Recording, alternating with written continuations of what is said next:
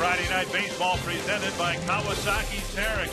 Fans filing into Target Field hoping that the Twins can win a series again against the cross-state rivals, the Milwaukee Brewers. And it's been fun to watch as the Twins have not only won more ball games, they've scored a lot more runs than they did in the first couple months. Over the last 15 games, a 2-to-1 one-loss ratio, averaging about 5.5 runs per game, and they're taking on a Milwaukee team that started a road trip in Kansas City. 3 heartbreaking losses, all 3 Kansas City wins in their final at-bat. And we welcome you to Target Field. Dick Raymer with Roy Smalley filling in for Bert Blyleven. Bert's in Cooperstown this weekend. The one in New York, not the one in North Dakota. And so tonight the Twins hand the ball to Francisco Liriano, hoping that what they have seen from him in the last 3 starts will be what they will see down the road. Yes, he's been an awful lot better here in his last 3 starts, and you can see the numbers right here. Look at the walks down to only 6 in 17 2/3 innings. That has been uncharacteristic of his past. And what's been the main reason for why he's been so good? Location, location, location. It all starts with controlling the fastball. You can see right here, he wants to throw it in. He throws it right on the corner. When he wants to throw it out, he's throwing it on the other corner. When you're throwing 93, 94 with your fastball, it sets up your other 2 great pitches, a changeup and a slider. The changeup off the fastball, he has guys way out in front, and he can come back and throw the slider as well because it looks like a fastball coming out of his hand and then dives to the back of the batter's box on both left and right-hand hitters. He's been very good these last 3 starts. In Milwaukee in the middle of May, the Twins won 2 out of 3, and they'd love to do that again here as they wrap up this week-and-a-half-long homestand against the Brewers.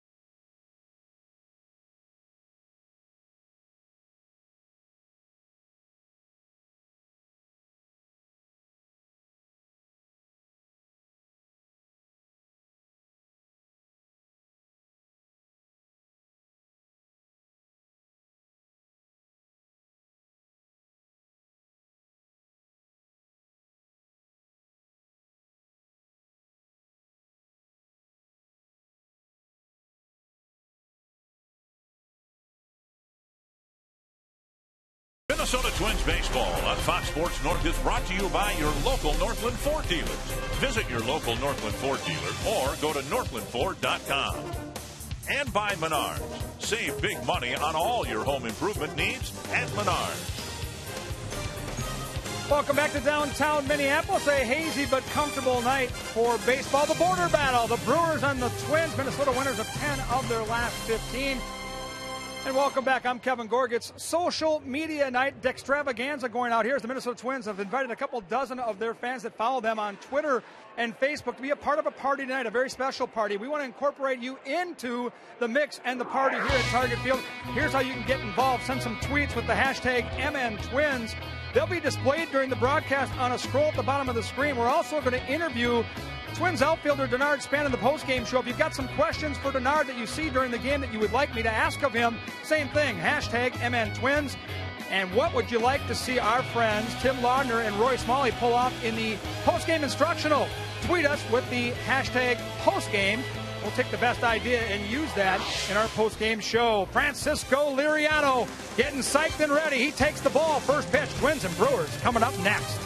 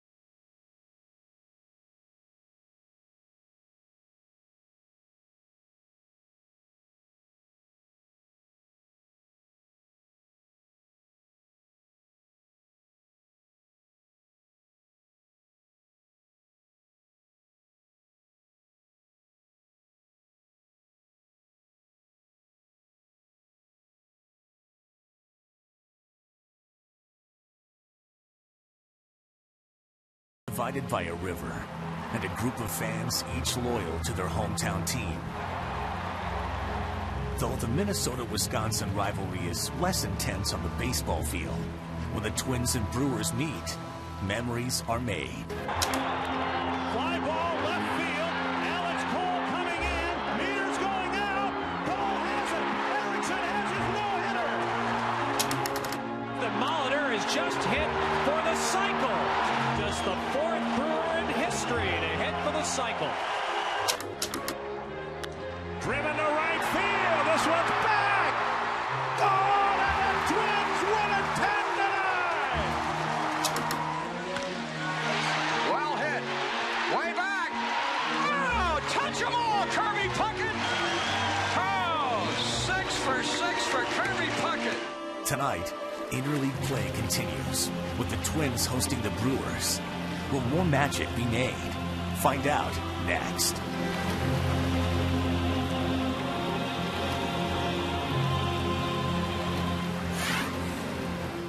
Twins fans ready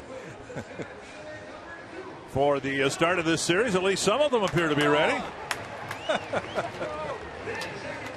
And Ron Renicky hoping his team can forget all about Kansas City and salvage something out of this road trip. Right now they're 0-3 with each loss a one-run loss to the Royals. Here's the Menard batting order for Milwaukee. Norichika Aoki hitting leadoff. Carlos Gomez hitting second. Ryan Braun, Aramis Ramirez, Corey Hart, Ricky Weeks, Cody Ransom, Martin Maldonado, and Edwin Masonette. And for Francisco Liriano, his last 3 starts, much better. 5, 6, 7 starts ago, didn't know if we knew where he was headed. Much better last 3 starts. And his first pitch to Aoki misses low, ball 1. Aoki, Gomez, and Braun in the Brewer first inning.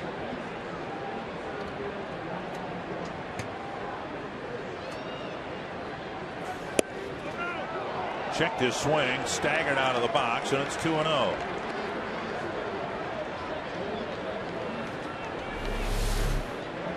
Fastball in, keeps running in on Aoki. Lost his footing a little bit. The ball wasn't really that close to it.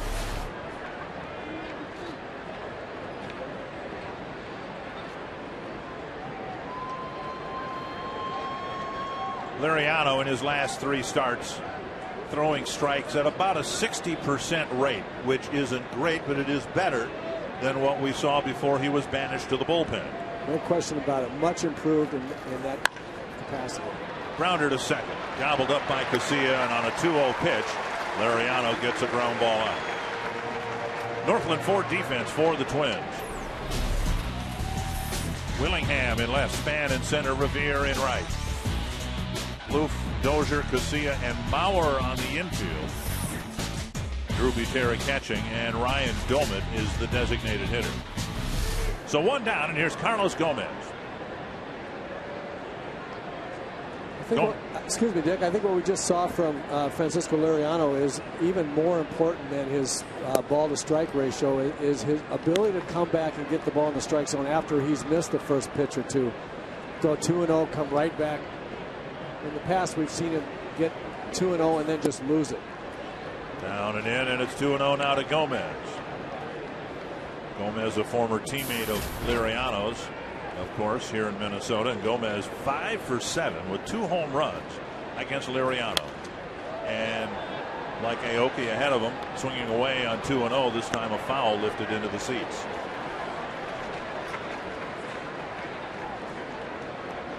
It's always amazed me that when a hitter has good numbers against a pitcher, the pitcher seems to pitch carefully to him and get 2-0 and 3-1 a lot, which makes the guy that hits him really well be even better against him. I always thought, you know what, you're hitting me that well here. So hit it on the first pitch. High fly in left field. Gomez hits it right at Willingham for out number 2. That'll bring up the reigning National League MVP, Ryan Braun, who, even though things have changed around him through free agency and injury, he's still putting up similar numbers. He is some kind of player. And look, this is fascinating. An MVP season last year and through the first 59 games, look how similar his year is starting off this year. Of course, with the Brewers not playing as well, he's not getting the same notoriety, and it would be tough for him to win the MVP if they don't win. But what a great player he is, and once again putting up big numbers. And Liriano again. Boy, Bert Blyleven, who normally sits in that chair, wouldn't be happy at all because Liriano on 3 batters has not thrown strike 1 yet. And he's fallen behind everybody 2-0.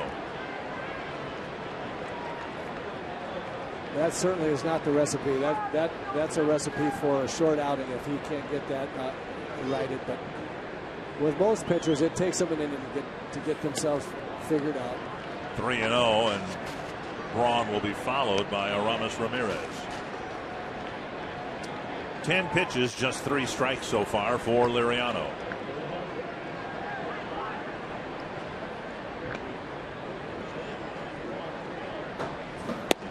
Down the middle, of strike.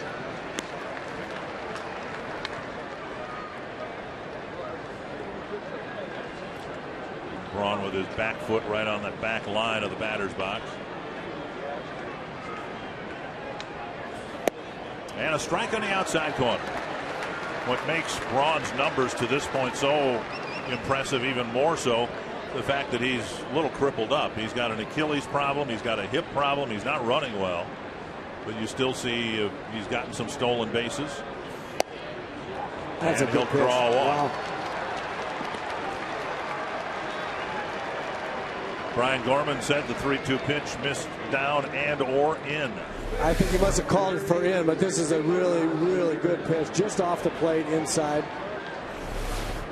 Good eye by Ryan Braun. Good try by Francisco Liriano. Now he gets a fresh count with Ramirez.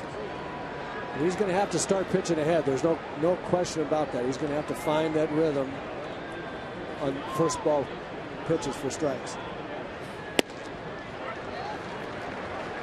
And a first pitch strike on the off-speed pitch.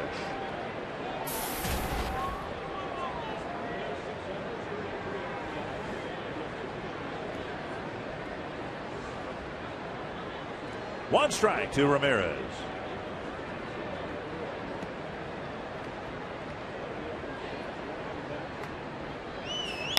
Popped up weakly to short center.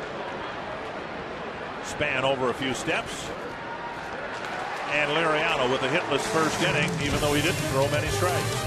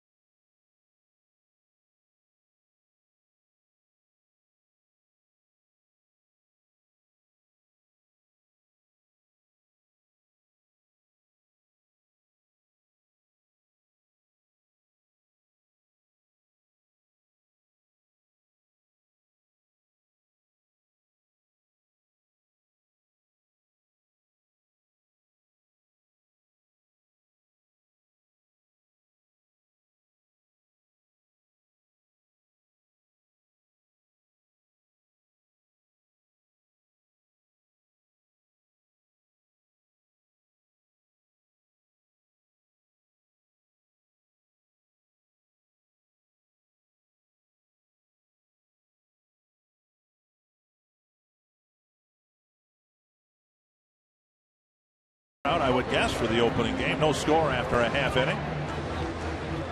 Ron Gardenhire and the Twins hoping to come back with a series win after losing the Phillies series 2-1.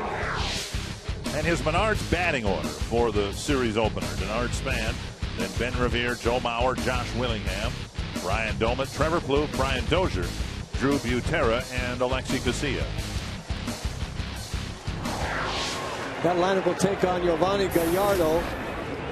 Has been very, very good his last 3 or 4 starts. Started out a little bit rough, but been very, very good. Fastball and a cutter, so he's got a fastball that moves both ways and a curveball. He used to have a changeup, not using it so much anymore. He's relying on 2 fastballs that move and a big breaking ball. Span takes a strike on the outside corner. Span, Revere, and Mauer in the Twins first. Gallardo faced the Twins in Milwaukee in the middle of May and pitched 6 good innings. This one lifted to center field and ranging over is Gomez to put it away, 1 down. Northland Ford defense for the Brewers. The speedy Gomez in center, Braun and Aoki on either side. Ramirez, Ransom, Masonette, Hart around the infield, and Martin Maldonado behind the plate. Not the only guy who enjoyed any success against Gallardo in Milwaukee was Ben Revere. He got a couple of doubles against Gallardo and is 4 for 10 against him over the last 2 years. And Revere takes up and away, ball 1.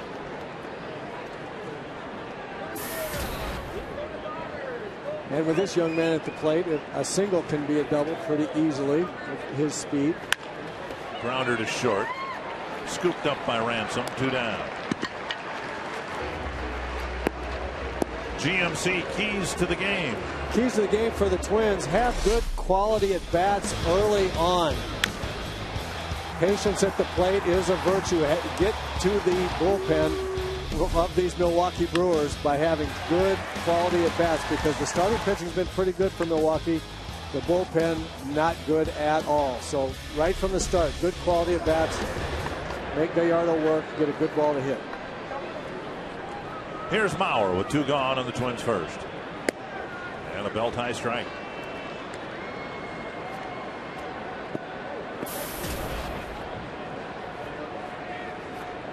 Joe with good success against Gallardo.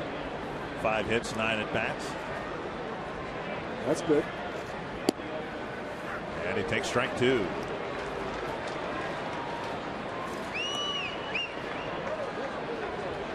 So far, Gallardo starting out the way you'd like to see a pitcher start out, just pounding the strike zone. He hasn't thrown anything but fastball yet to all 3 Twins hitters, just throwing it in there. Mauer tried to turn on one and fouled it back. Mauer, the first baseman today. Justin Morneau has a forearm problem, not a wrist problem, but a forearm problem. He didn't even swing a bat today. Twins are going to operate with the hope that shutting him down today will allow him to play tomorrow.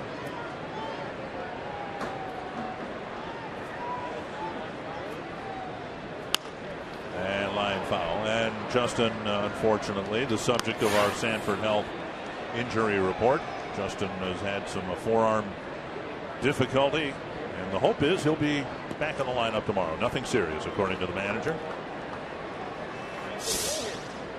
I would think an arm that's had a wrist injury and had at the other end has had a little bit of neck issue would be susceptible to some re-strengthening of the muscles in the forearm and the upper arm. I'm not exactly surprised. Justin doesn't exactly swing lightly and easily at pitches. He lets her go. And you can get a little tweak in there. I'm sure a forearm right above the formerly injured wrist would be of concern. And Mauer strikes out. Gallardo has a 1-2-3 first inning.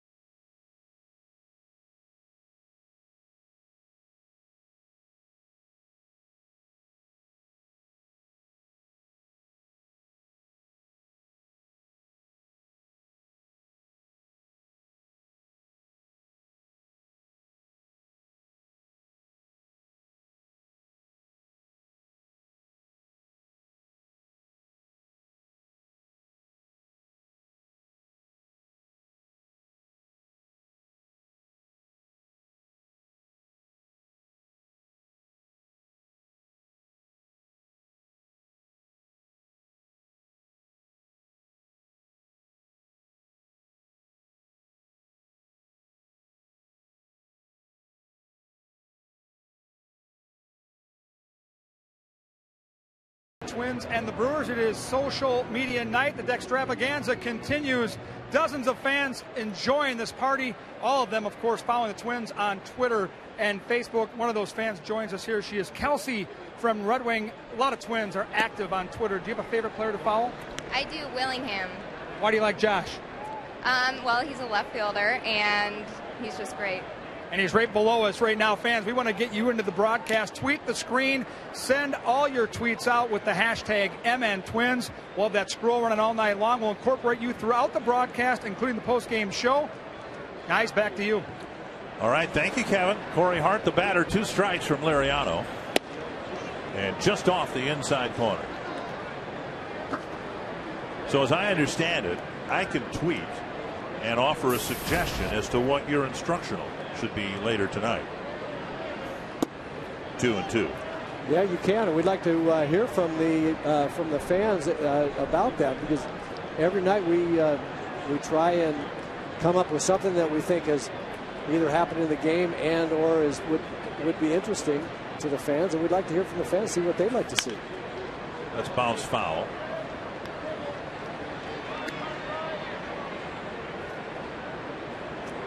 Two and two. Liriano to Hart. When we last saw the Brewers about a month ago, Hart was hitting in the leadoff spot. They moved him down to fifth because he has always been more of a run producer. Doesn't offer a whole lot of speed on top of the lineup, in part because he's not feeling 100%. He swings wildly at strike three. There's a great example of the fastball and sliders in, setting up the changeup. He's protecting against the inside, out there quickly, thinks it's a fastball. Good arm action by Liriano. It's fastball arm speed, but the ball is about 10 miles an hour slower, and that will mess up a hitter. That's what made him swing at it. Throughout baseball, a lot of hitters get off to slow starts, and then by May, certainly by June, they've got it figured out.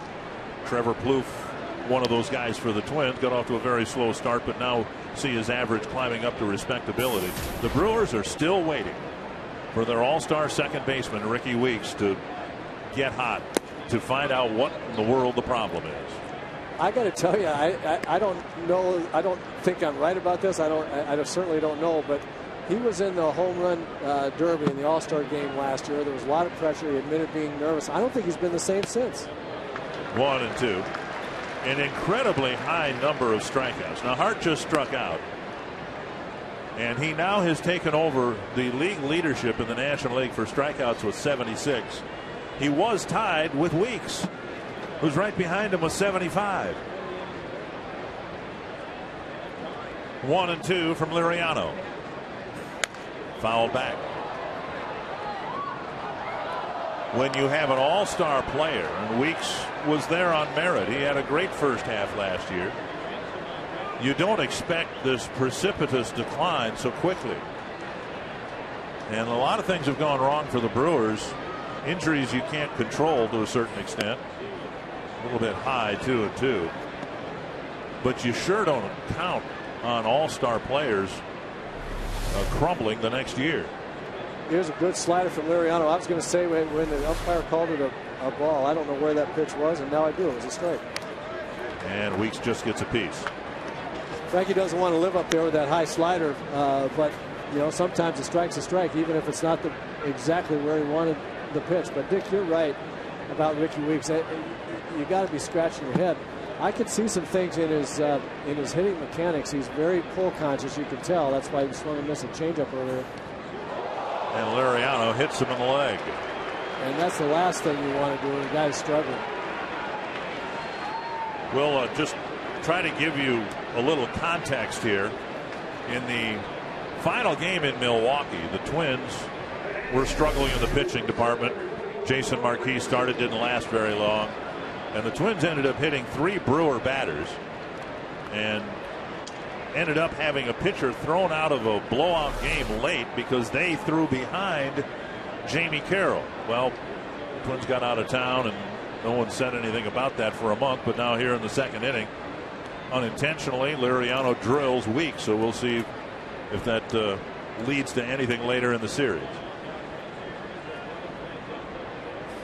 I'd be very surprised if that incident right there was thought of at all as an incident by or is thought of at all as an incident by the Brewers. That ball just got away. 2 balls and 2 strikes, and with Weeks, who's not swinging it well, 1 out. There's no way that he would be throwing at him. I think the Brewers understand that. But again, feelings get a little raw when players start getting hit, so it's not going to take much. That won't do it, but it's not going to take much to remind everybody what happened over in Milwaukee. Well, in that game on that Sunday afternoon, Twins pitching generally was all over the place. They were just trying to get outs, get out of town. Zach Greinke was bottling them up in terms of a lineup. A big lead and an ugly, ugly game. And I think the Twins were rather surprised that there was some response from the Brewers at all, and then to have it be Jamie Carroll, who's about as placid a person as you're going to meet on a baseball field. Yeah, that was a very weird deal to make a statement there in that situation, as you suggest, and then to Jamie Carroll was a little weird. 1-1, and now 1-2 to Cody Ransom, who was still property of the Arizona Diamondbacks when we were in Milwaukee. Cesar Esteuras was the emergency shortstop for the Brewers because the injury bug has hit their shortstop position too. Gonzalez out for the year, and then as soon as we left town, Esteuras pulled a hamstring, so they claimed Ransom on waivers from the Diamondbacks. They have had a lot of trouble with injuries this year, and that's been very, very strange around baseball. I've noticed the last 5, 6, 7 years, it seems like every year a team or 2 or 3 will have lots of guys go down. I mean, just really debilitating injuries. I don't remember that. Weeks got a good jump. Yeah. There's strike 3. Buterra's throw is caught on a hop by Casillas. So second strikeout of the inning. The hit batter advances to second.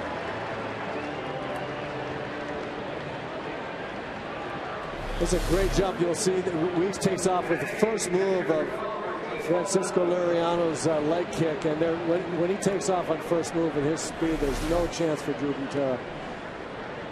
He had that stolen as soon as Frankie picked up his front foot. When we were in Milwaukee about a month ago, Jonathan Lucroy was doing a great job at the plate and behind it for the Brewers as their catcher. He broke his hand. So now Martin Maldonado is doing the catching for the Brewers, along with George Kataris. 1 strike. Liriano throwing a lot more strikes here in the second inning than he did in the first. Yeah, really excellent. One of the things that we haven't mentioned this inning so far with the ball that really got away from Frankie that hit Weeks, but other than that pitch, he has been great this inning. Ball's been down. His fastball's been moving like crazy. A lot of life on his fastball. His slider's been down. His changer's been down. This has been a really, except for the hit batter, just a terrific inning. And a slider ends the inning. Butera with the tag. 3 strikeouts and a hit batter, and a scoreless first inning and a half.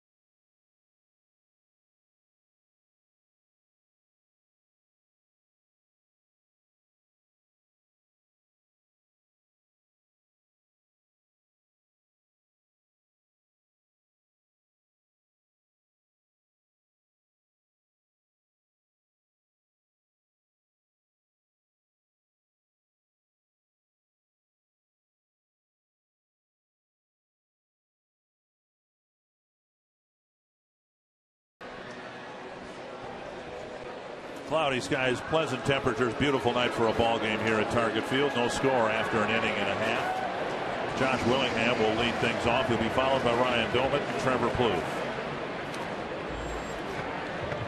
Gary Glowey, the senior director of ballpark systems, is going to be joining us. He has joined us. You'll hear from him in a second with the solution to the mystery of what happened to Jim Thome's home run ball.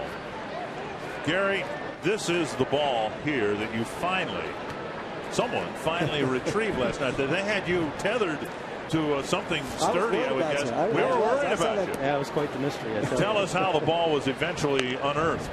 Well, you know, it drew a lot of attention there with that situation, so we wanted to keep people safe. And so we went in after the game with the proper equipment on. I handed up the flowers to the guys, and somebody actually dug it out of one of the flower pots. So did it bury down in the Yeah, it was buried pretty deep. Dug it out, and the ball was pretty wet. And, you know, I continued to dig around the area just to make sure there weren't any other balls. You know, so we have with absolute certainty that this is the ball. Now, is that correct? Now, come on. Now, I'm not a forensic expert, but we did have it analyzed, and there was some wood splinters from Jim's bat that were embedded in there. So. And let me tell you something. When he hits them, the bat doesn't splinter. That's for sure. He doesn't hit it down there toward the hands.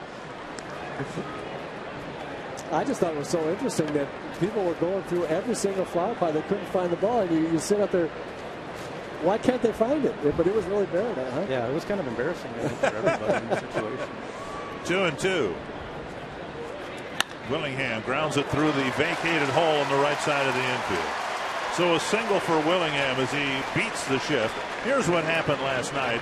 Our friend, even though he had 2 home runs against us, Jim Thome, hit a towering drive the night before, of course, over the batter's eye. This was just over the wall and right there for. Yeah, you can see it's right there. I can see it. Oh, he just put his hand on the plant. Yep, that's the now one. You got some national TV exposure, I understand, as you were. Gary, I was sweating. I was sweating looking at you hanging over that wall like that. Yeah, you know, I'm not a very funny guy, but I got a lot of laughs from a lot of folks today. So. Now, when Kevin Gorg was out there, I said I'd pay $20 for this, and so the offer's still standing now that it's finally been retrieved. You know, I took it home last night. I put it under my pillow and hoping the baseball theory would show up, but it was still there when I woke up, so we decided to get it back to Jim. More importantly, Jim is collecting these things, right? In the latter end of his career, as many home run balls as he can get. Yeah, I've been told ever since number 500, he's got all of them except the one. So. Is that right? That's what I've been told. Well, the one he hit over the batter's eye, if it was retrieved, isn't round anymore. That's how hard he hit that one. But, well, that's good. So you're going to get this into the hands of the Chicago Cubs. Yeah, it's in Dustin's hands now. So okay, Dustin Morris, one of the media relations director, and the grounds crew did a nice job repairing all the footprints and everything else that went on out there. Yeah, I think they were a little annoyed. Doma with a check swing and first base occupied. He's gone. Doma complaining to Brian Gorman, saying he didn't go. The Doma had a tough game here a couple nights ago. Got yesterday off, and now first at bat strikeout here in the second. And we're going to see if he swings here. It always looks like he does, and like a hitter does in slow motion. But I got to say, I think it'd be pretty difficult not to call that a swing. Well, Gary, we thank you for stopping by and solving the mystery. We thank you for your death-defying efforts out there in the flower bed. Yeah, it's not what I thought I'd be doing yesterday, but. It's great. Thanks for having me. Now make sure Mr. Thome gets that, okay? Will do. Our thanks. Again, Trevor Plouffe, the batter, 1-0 the count. Plouffe with first at bat home runs in each of the last 2 games.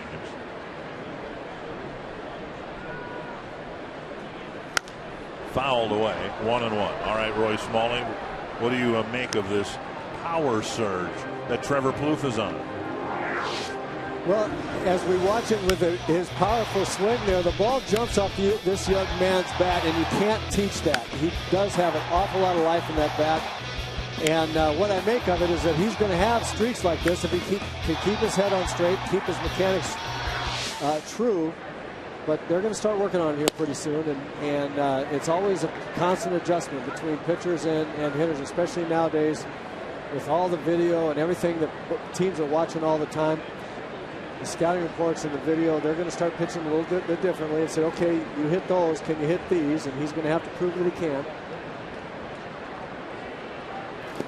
Nice block by Maldonado, keeping Willingham at first. But you know what? Even a nicer take by Trevor.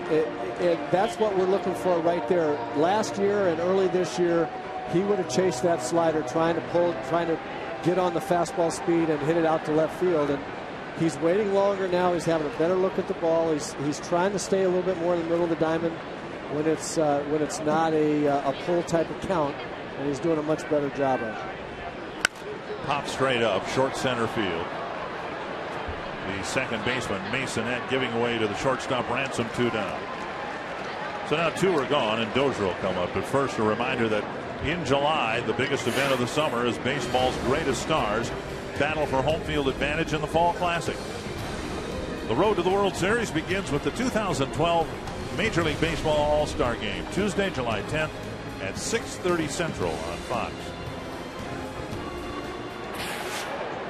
Now Dozier, and the Twins would love to see Dozier get back on track. It's been a rough couple 3 weeks for the rookie, and he takes up high, ball 1. We were talking about the adjustments that Trevor Plouffe is going to have to make, and see that high fastball right there that he pops up.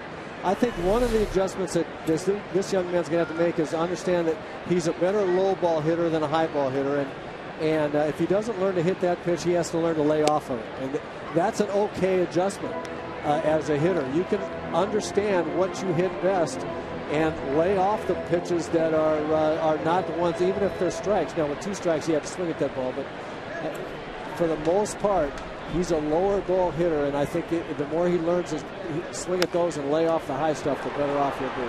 Dozier with a roller to the mound, and the inning ends. Willingham left at first, no score after 2.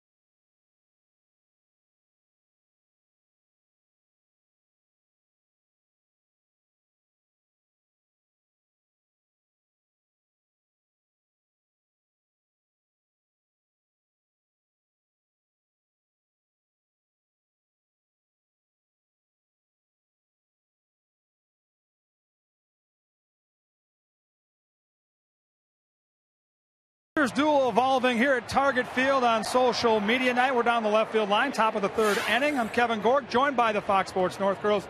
You know Jenny, and you should have known by now, Angie and Kaylin, the 2 newest members of the Fox Sports North girls teams. And obviously you guys are front and center when it comes to social media.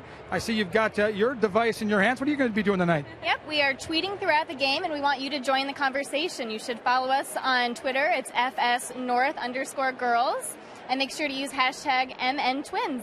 Kaylin, how much fun is this up here tonight? We are having so much fun at Social Media Night, and we are up here with lots of social media gurus, and we want all of you guys to join the conversation with us. Jenny, the 2 new girls are finding their way pretty easily here. Yes, it's been so much fun, Kevin. Actually, it's only been about 2 weeks, but I feel like I've known these girls forever, and who can complain? We're hanging out on a beautiful night, Target Field. I mean, this is absolutely perfect.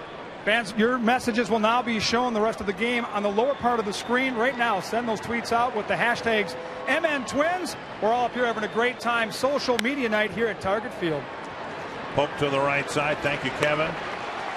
And Masonette is retired with Liriano getting ahead of him and then getting a weak ground ball for the first out. And speaking of getting ahead after a rocky first inning in terms of throwing strikes and especially first pitch strikes, last inning he threw strike one to 4 out of the 5 hitters that he faced, and now he started out this inning with 3 straight strikes and a quick first out. So righted the ship right away, and he's got really, really good stuff tonight. Aoki. A ground ball to Casilla to start the ball game on a 2-0 pitch. It's 1-0 now.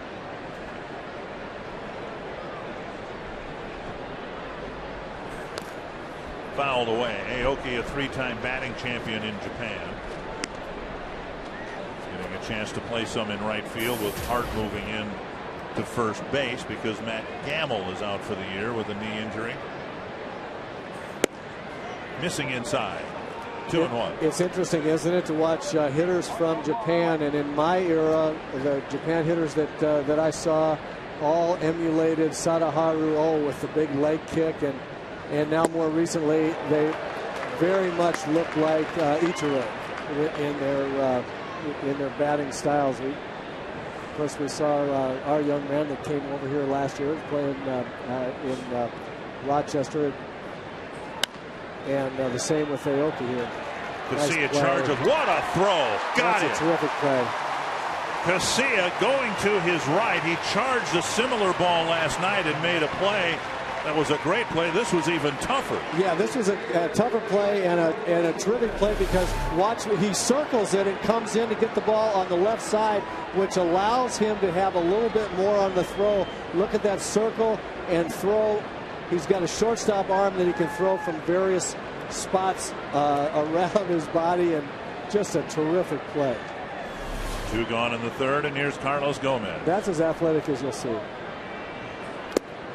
Down and away, ball 1. Well, what made that play was his reaction to circle the ball a little bit so he could come in with the ball on his left side, rather than it allowed him to throw the ball less across his body than he would have to otherwise. Liriano falls behind Gomez again. 2-0. That's because Gomez is hitting well. Just missed hitting one out in the first inning at a towering fly ball on a 2-0 pitch. And now 3-0. Liriano's given up a walk to Braun and a hit batter 2 weeks.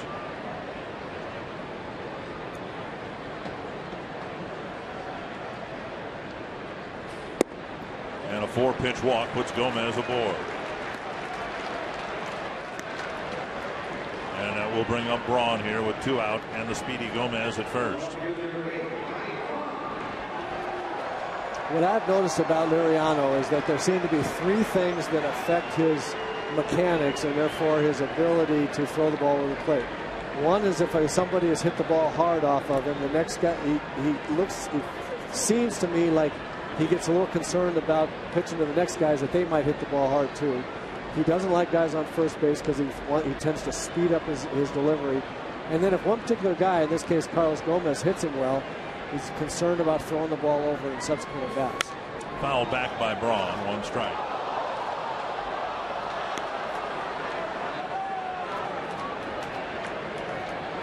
Gomez is still a threat to steal. 9 tries, 7 steals. He has 27 hits. He's been hit twice, 4 walks, so a total of 33 times on base, and he's tried to steal 9 times.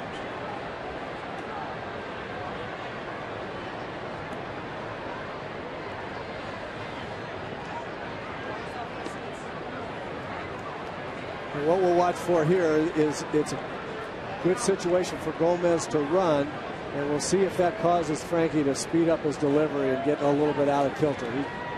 He has told Rick Anderson in the past, I want to be quicker. I want to be quicker to the plate, and it messes him up a little bit in a steal situation. Gomez almost falls off the bag.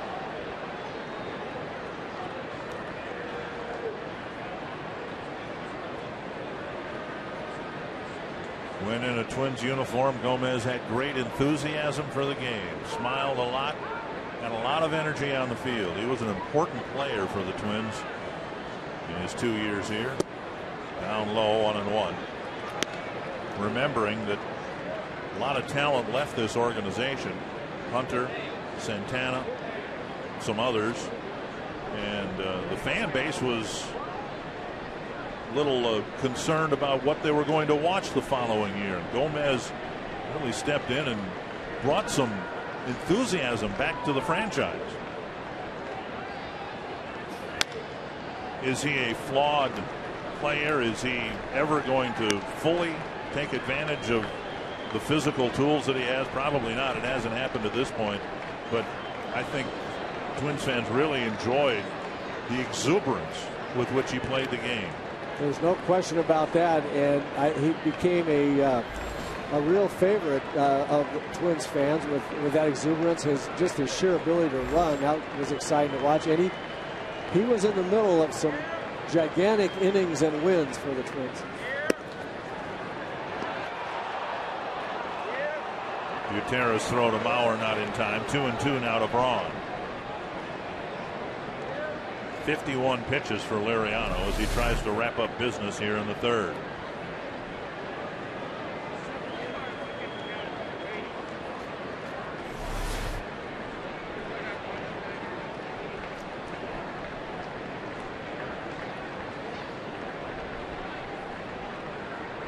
They got him picked off.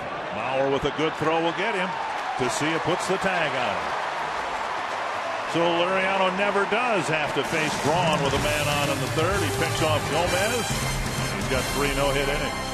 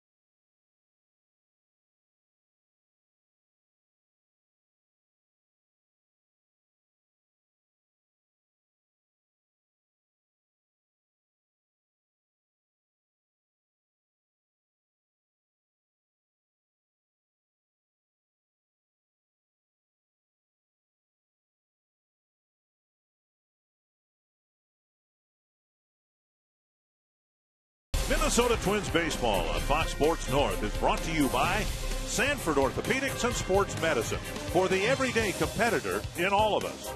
By CenturyLink, a different kind of communications company. CenturyLink, your link to what's next.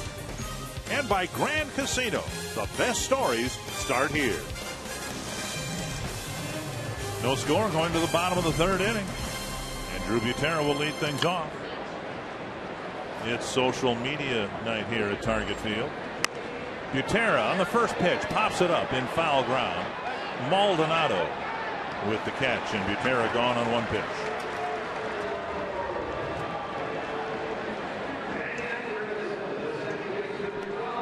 And Liriano picking off Gomez to end the top of the third. And watch what a good job Joe Mauer does coming to meet the throw. That's a really good play for a guy that's learning to play first base on the fly. What that does is not only get him the ball quicker so he can get rid of it quicker, but also gets him immediately inside the baseline so that he has a clear shot, a clear throw to the second baseman to tag him out. Good play by Joe. Alexi Casilla put the tag on him, and now Casilla takes strike one.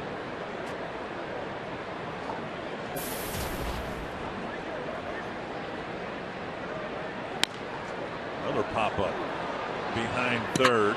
Ramirez and Ransom in foul ground makes that catch. 2 down. It'll be a special day of baseball here at Target Field Monday when the Prep Championship Series is played for the 3rd straight year. 3 high school state championship games beginning at noon, 3 p.m. and 6 p.m. Tickets are $10 for adults, $7 for kids, and can be purchased at Target Field on Monday. Come out and see the 2012 Prep Championship baseball games at Target Field. 2 gone quickly here in the 3rd, and where Liriano's surpassed the 50 pitch mark, that was Gallardo's 30th of the evening. Very, very efficient by Giovanni Gallardo, and of course he's a different style pitcher. Liriano's going to throw more pitches naturally because he strikes a lot of guys out, and guys foul the ball off a lot because of that good stuff. Gallardo pitches a little bit more to contact, but also the Twins hitters this inning is a good example of they're helping him out a little bit. 2 first pitch swinging at high fastballs and getting pop-ups. So he's got 2 quick outs on 2 pitches that weren't the best balls to swing at for those 2 guys anyway. Outside 1-2 to Span. Hit a fly ball to center his first time up. We talked about it at the opening of the game, the GMC keys to the game, the Twins having quality at bats. Those are 2 examples there with Drew Buter and Alexi Casilla of not quality at bats, not the kind of at bats they want, swinging at the first pitch high in the zone. And Span called out on strikes.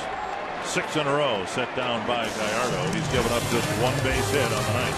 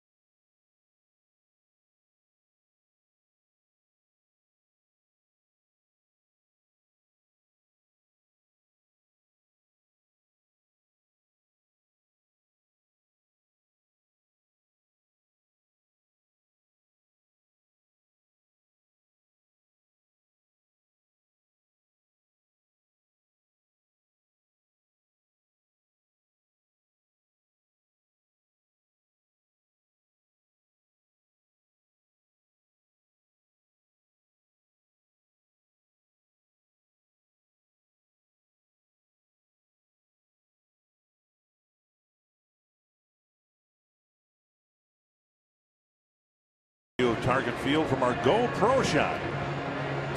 You can cast your vote for the Arby's Value Player of the game. Text the word value followed by a space and the player's name to short code 234-234. Liriano with 3 no-hit innings, leading the balloting so far. Braun back in the box. Liriano walked him in the first and was facing him in the 3rd when he picked off the runner Gomez at first base. 1 strike. Braun with similar numbers to what the Brewer left fielder put together last year in the first half of his eventual MVP season.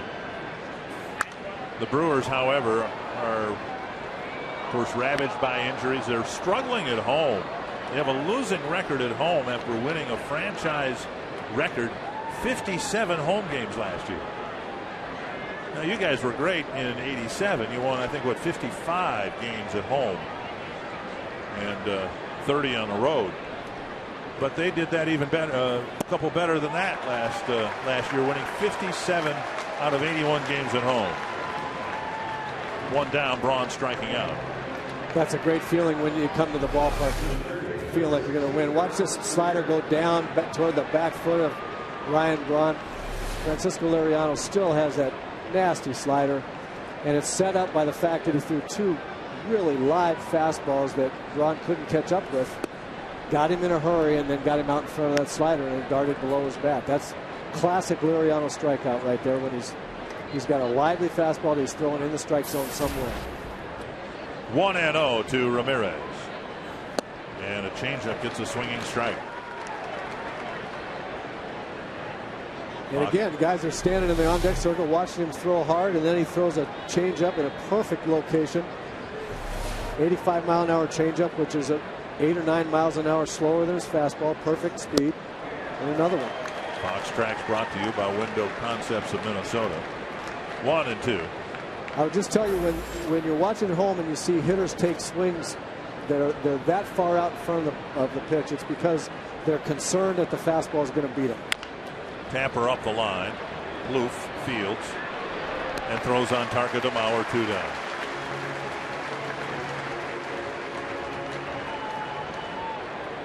You can email the booth with a question at carsoup.com/baseball.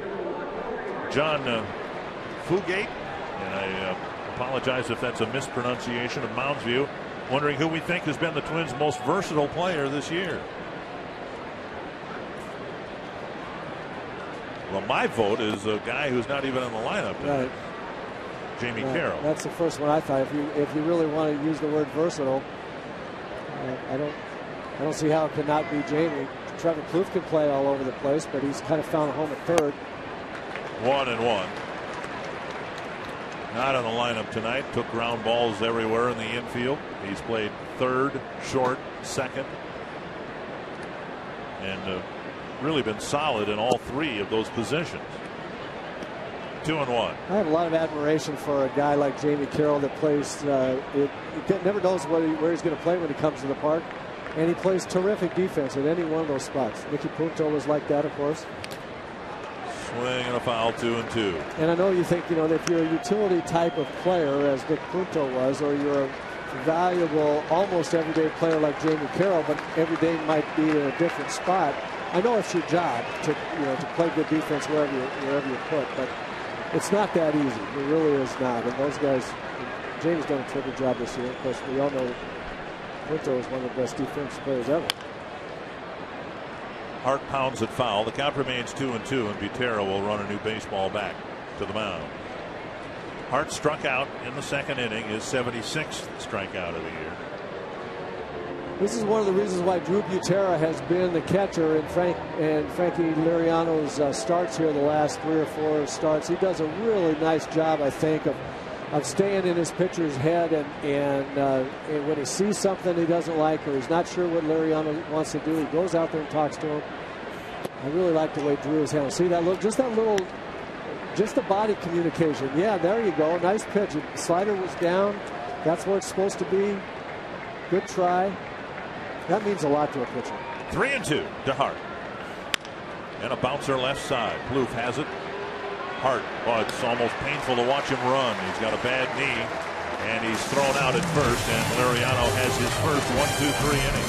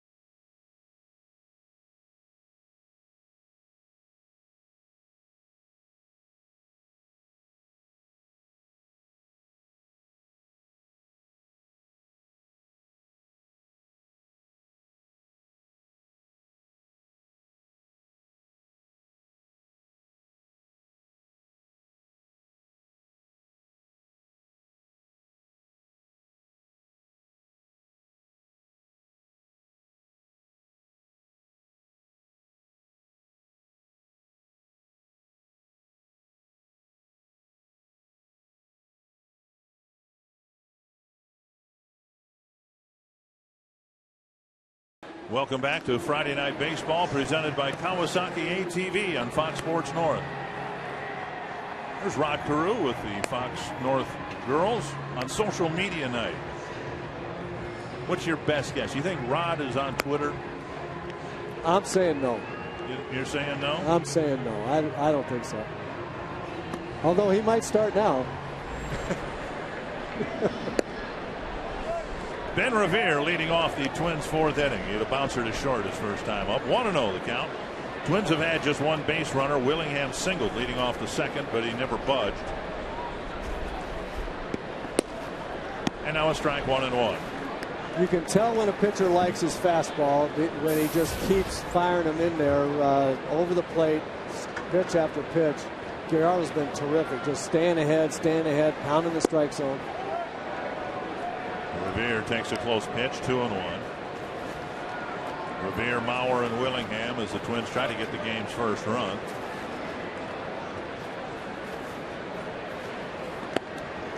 Swing and a foul, 2-2.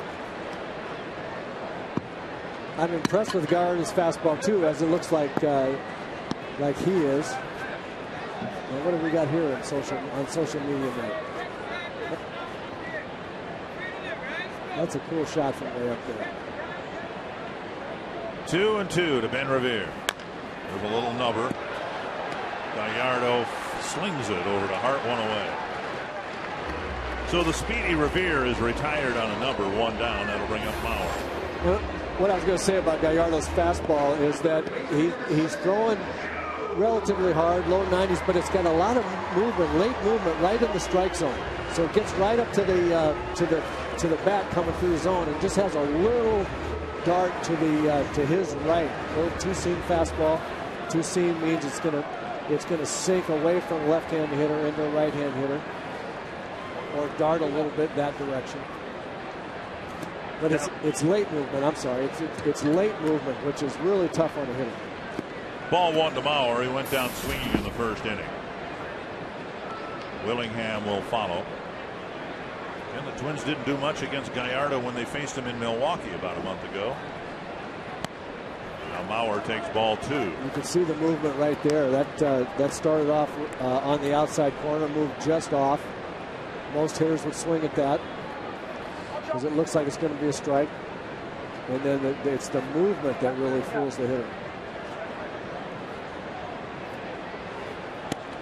Now it's controlled movement, right? I mean, absolutely. I was interested listening to comments from John Axford, the great Milwaukee closer. He's had a couple of blown saves on the last two nights, and he's talking about how his fastball, one pitch is cutting, the next one is sailing.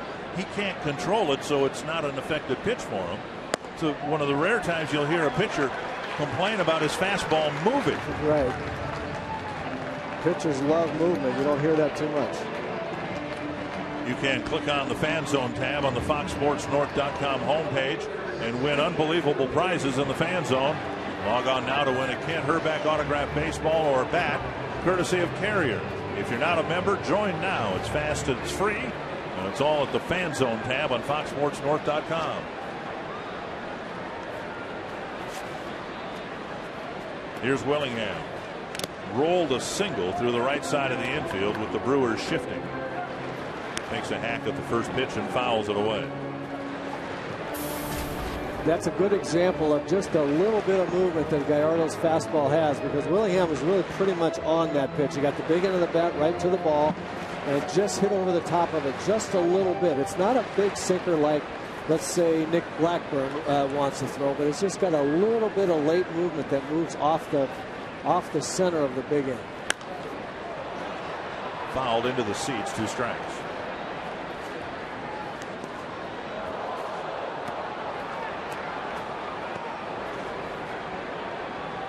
Twins trying to do something with the 1-out walk to Mauer.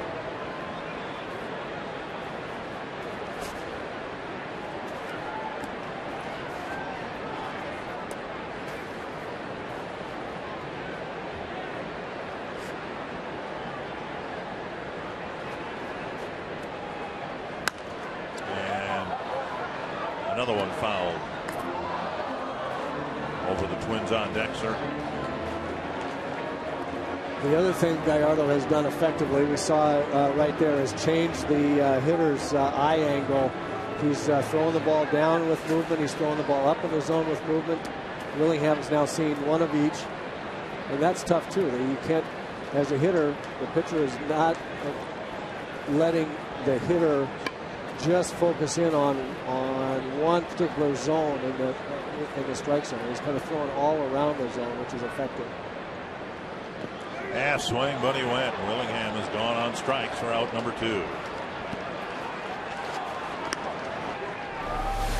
Again, this kind of swing is a result of being a little concerned about the fastball. He got 2 of them and missed them. A little concerned about the speed of the fastball. He jumps out there too early thinking it's a fastball, and it turned out to be a slider down underneath his bat. Here's Doman. He struck out on a half swing. Wide of the plate, ball 1.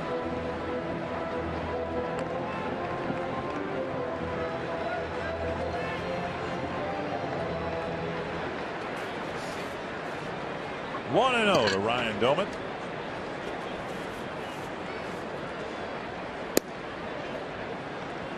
We have Sam Jacobson here on her 6th birthday. You're on TV, Sam. Right over there. Say hi. Wave. Yep. Happy birthday. Now she found herself on the monitor. Happy birthday, they're Sam. here as part of the Circle Me Bert section tonight. Doman drives it foul, 2-1.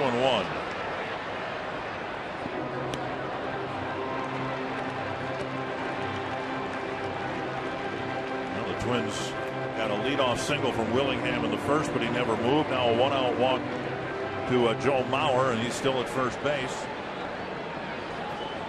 People tweeting while they're watching the ball game on social media now. Doman swings through it. 2-2.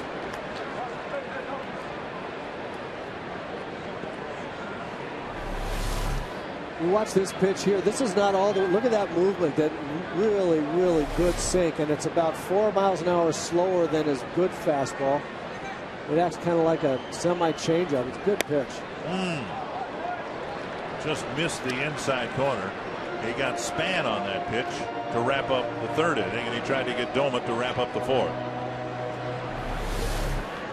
You can see where he's all around the zone and then zips one right, looking for the corner, and almost hit it. That just froze Ryan Doman, and he's just lucky that the ball wasn't over the corner. Mauer goes, and Doman swings wildly to end the inning. 4 scoreless innings here at Target Field in the series opener.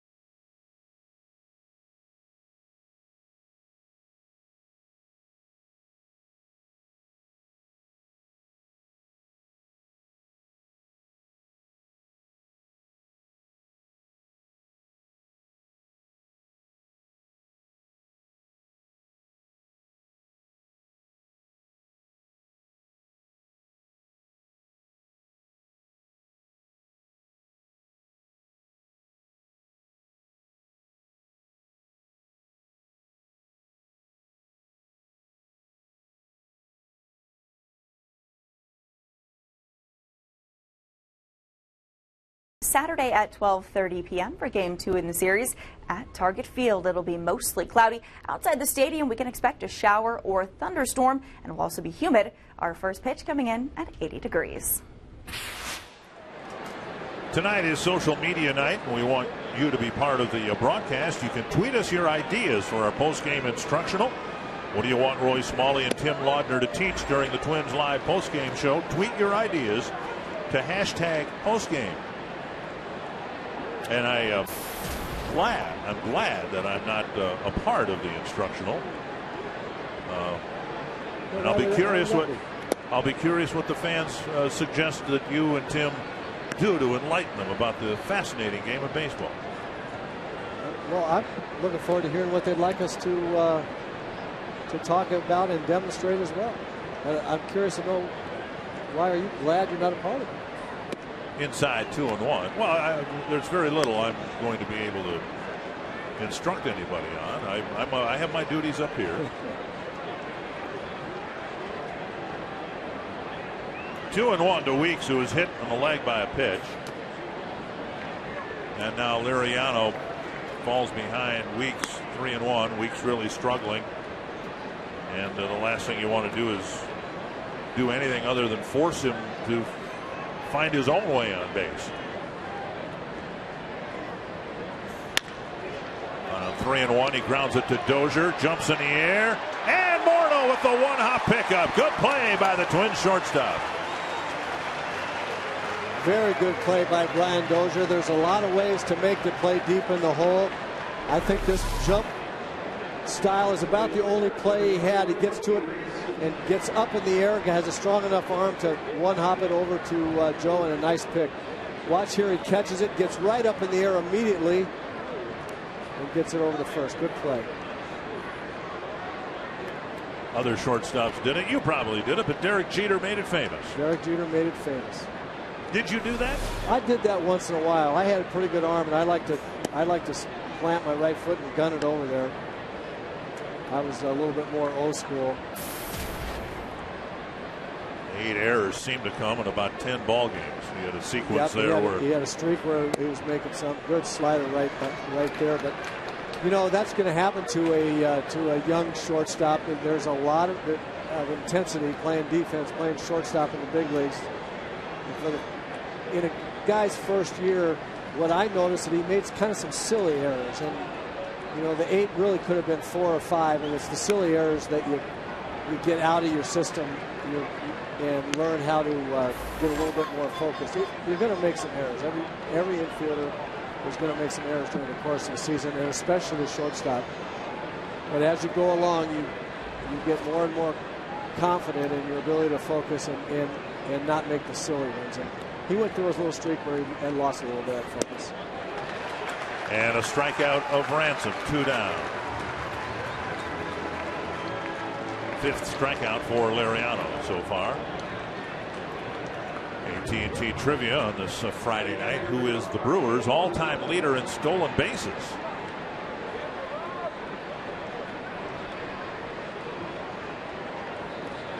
I'll just take a shot that it's somebody who played for both the Brewers and the Twins. There's a bunt up the line foul by Maldonado. Well, that was my first thought. There's only one guy. When I think about a Milwaukee Brewer burning up base paths, I think of one guy. I may be being too much my era, but I will always think of him. 1 strike to Maldonado, who succeeded in bringing Plouffe in for a while. Then he steps back and catches the line drive. Plouffe was playing in. As the pitch was delivered, he moved back, and he had just enough time to catch that smash.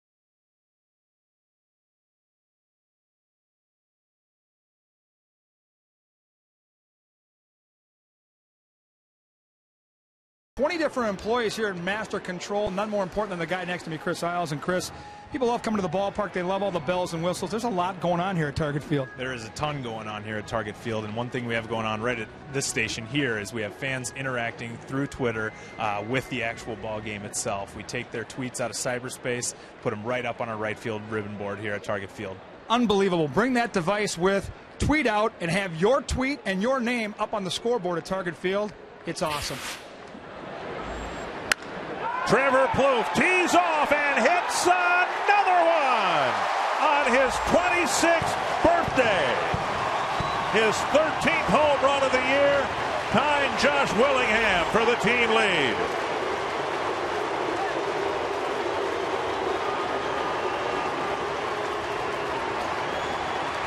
Happy birthday, Trevor Plouffe. And he got a fastball up in the zone, as what I said earlier. He may have to lay off of or else learn how to get on top of it. Look at him get on top of that ball. What a good swing. You can see it from here. Get his hands above the ball and just hammer it to left field. What a good swing that was. Brian Dozier lifts it foul. Well, the streak continues. He homered in every game in the Philadelphia series. He popped up in his first at bat here tonight. But another line drive home run to left. And you can tell he went up to the plate thinking, I'm going to stay on top of this ball. Look, his hands stay high. The bat head stays level with his hands. That's the only way you can hit that high pitch.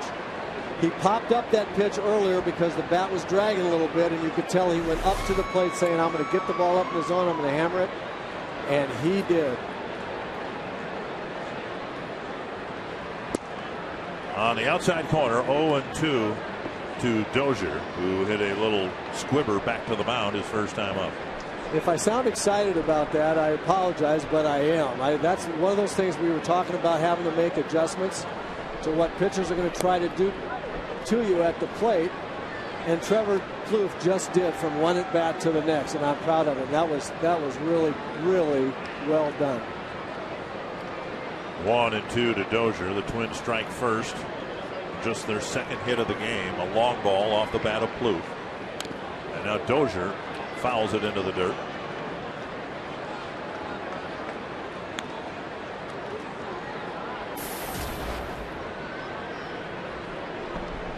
Dozier fighting it. Yep.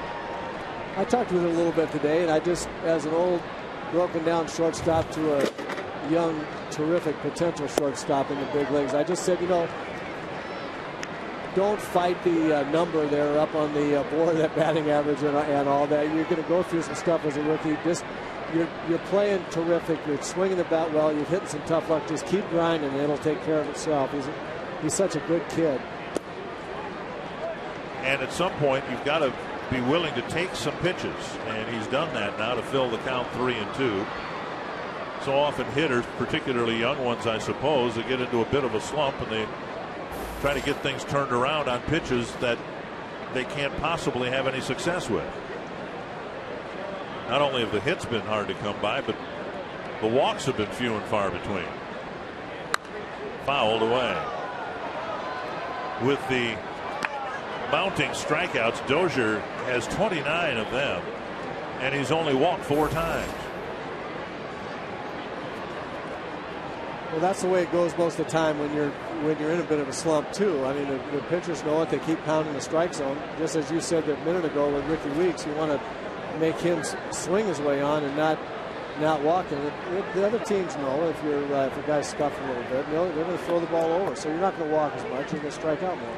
3-2 to Dozier. Sharply up the middle and through, and a good at bat for Dozier. Talked about Plouffe making the adjustment at the plate. He also made a nice little adjustment in the field. He sure did. He set up the hitter very, very nicely. He's playing in and then back to show the hitter that he shouldn't bunt, and then backs up.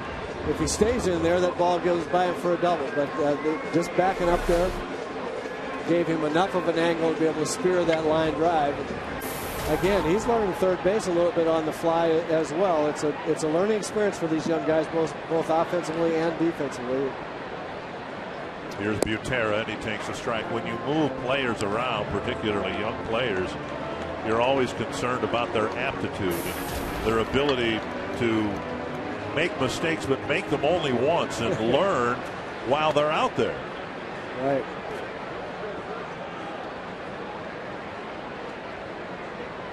There goes the runner. Pitch grounded through the hole. A beautiful hit and run. Butera just put the bat on the ball and got a bleeder through the right side. Great job by Drew Butera right there. Your job is, when you're the hitter in a hit and run situation, is you have to contact the ball and hit it somewhere. He was fortunate enough to get a pitch that he had to hit the ball to the right side. Here's an outside pitch. He throws his bat at it as Dozier takes off, and you saw the second baseman, the one that had the coverage, breaking over there to second base for the steal, and almost just throws his bat. That's exactly what you have to do as a hitter on a hit and run play. You have to do anything necessary to get your bat on the ball, even if it means throwing your bat at it, which Drew almost did. Ramirez in on the grass at third. Casilla at the plate, and he lines it foul. Now Butera didn't get anything behind that baseball. It barely trickled out into the outfield grass. But you really don't have to hit it with any authority, because virtually the entire right side of the infield is wide open. And your job there, first and foremost, is not to hit it with authority, it's to contact it. And then if you can hit it with authority after that, then fine. And that was a pitch where you couldn't. This one blooped to left. That'll die in short left for an RBI single, and it's 2-0 Twins. Dozier comes in from third, and the bottom four hitters have all collected hits here in the fifth.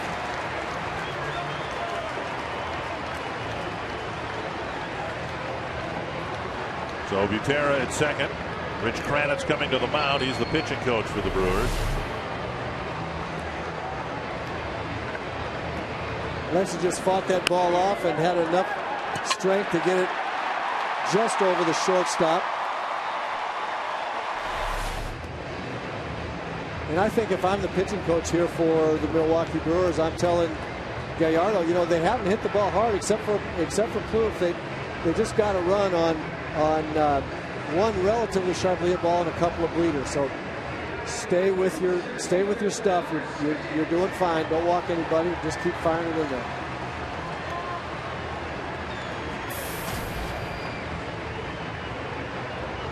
Gallardo giving up a total of 5 hits, but 4 to the last 4 batters.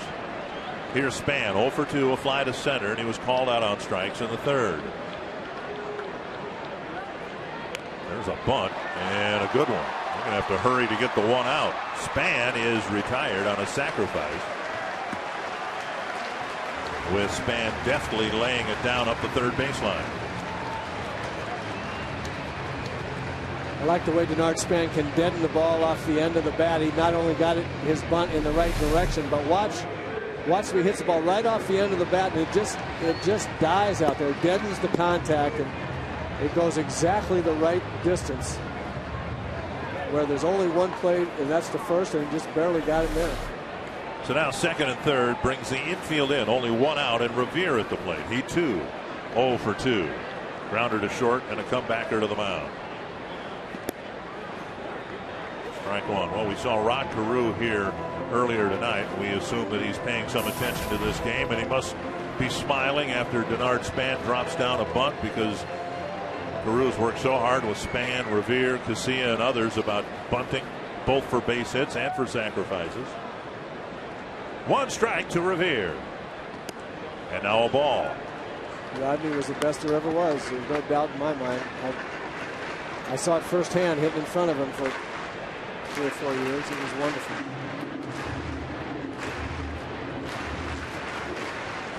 And I hope he continues to work with, especially this young man right here, Ben Revere, because it could be such a terrific part of his arsenal. Checked his swing, and it's 2-1. On social media night, fans here tweeting, some of them getting up on the video board here at Target Field.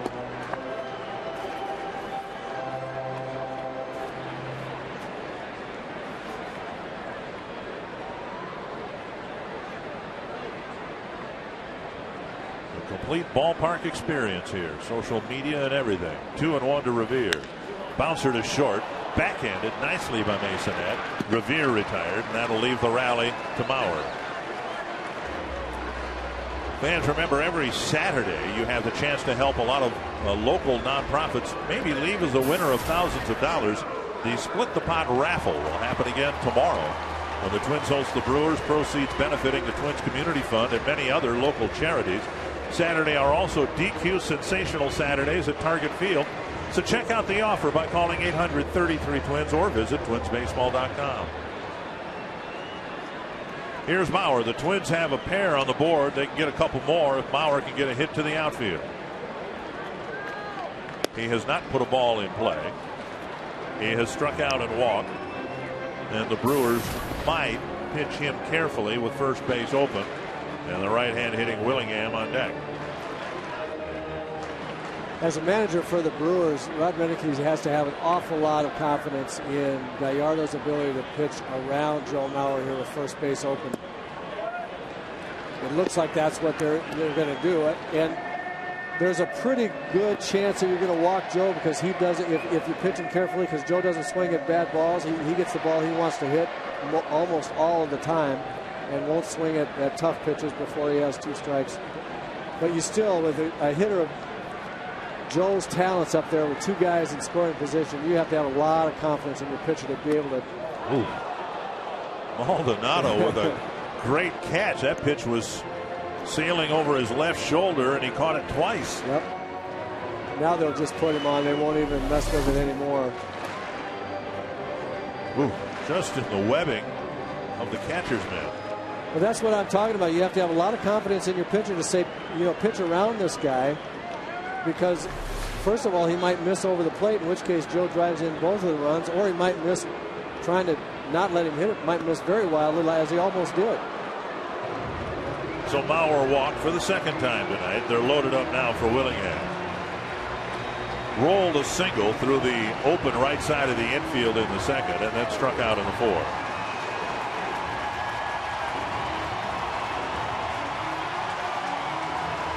There are larger issues here, but Willingham has just seen Trevor Plouffe, of all people, tie him for the home run leadership on the team. Be a good spot for him to reclaim the leadership. I'm telling you.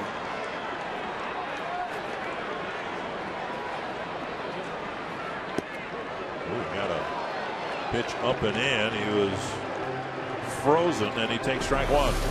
Yeah, this is a real good pitch. Remember, right on the corner with a good moving fastball. Remember, he got him on that slider the time before. Slider down and away. Josh, obviously, in the back of his mind. So we see how good Willingham has been with the bases loaded. But he had the slider that he struck out on the time before in the back of his mind just a little bit on that inside fastball. And now outside, 1-1. Can say this now because we're in the middle of the ball game. We didn't want to pass judgment too early. The strike zone tonight is a lot more consistent than it was last night. It was all over the place last night. Yes, it was. I think Brian Gorman's done a real good job calling balls and strikes. That was just a little bit low, and it was low, close but low. 2-1. Both pitchers have been right around the strike zone, the limits of the strike zone, outside corner, inside corner, and low knee-high strikes, and he's done a good job of getting them right. Well, Gallardo certainly doesn't want the count to roll out to 3-1. See what he gives Willingham here with the bases loaded and 2 out. High fly center field. Gomez going back. And he makes the catch. A deep fly to center ends the inning, but the inning started with yet another Trevor Plouffe home run. The Twins have a 2-0 lead.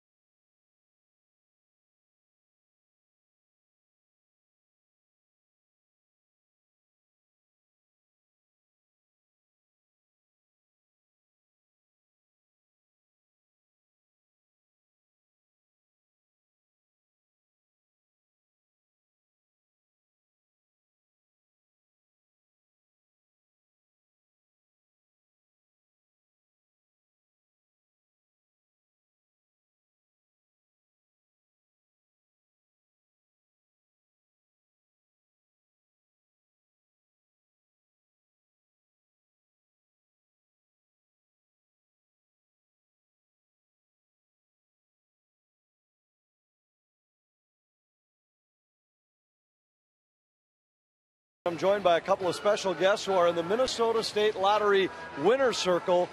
We've got Tony and Nicole Fix from Rochester, Minnesota, who would make an annual trek to a Twins game to celebrate your anniversary. This one's a special one, your 10th anniversary. Congratulations. Thank you very much. I've got a gift for you for your anniversary.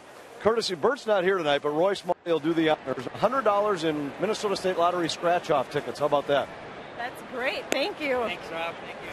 So come to Target Field for your anniversary. 3 in a row? Yes, it is. Now we're going to bring our boys here. Congratulations. Nick and Roy? Thank you very much. Up and away 2-0 to Edwin Masonette, the number 9 batter. Now Liriano entering this inning with 76 pitches thrown without a hit allowed.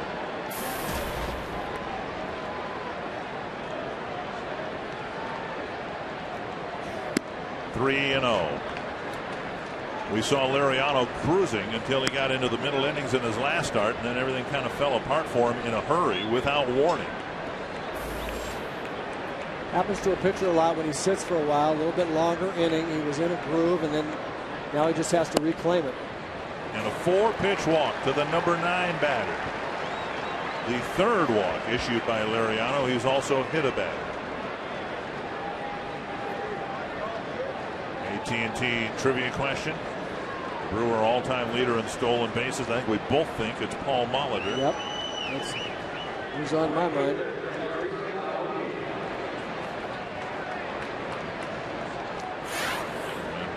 Molitor, of course, from St. Paul. Dave Winfield, Jack Morris, Joe Mauer. 2 are in the Hall of Fame. There are some of us who think Jack Morris should be there as the dominant pitcher in his league in the 80s. And Mauer, if he can stay healthy, has a chance of going to Cooperstown as well. Speaking of Cooperstown, Bert Blyleven is there for a charity baseball game over the weekend as a Hall of Famer. Roy Smalley nice enough to stand in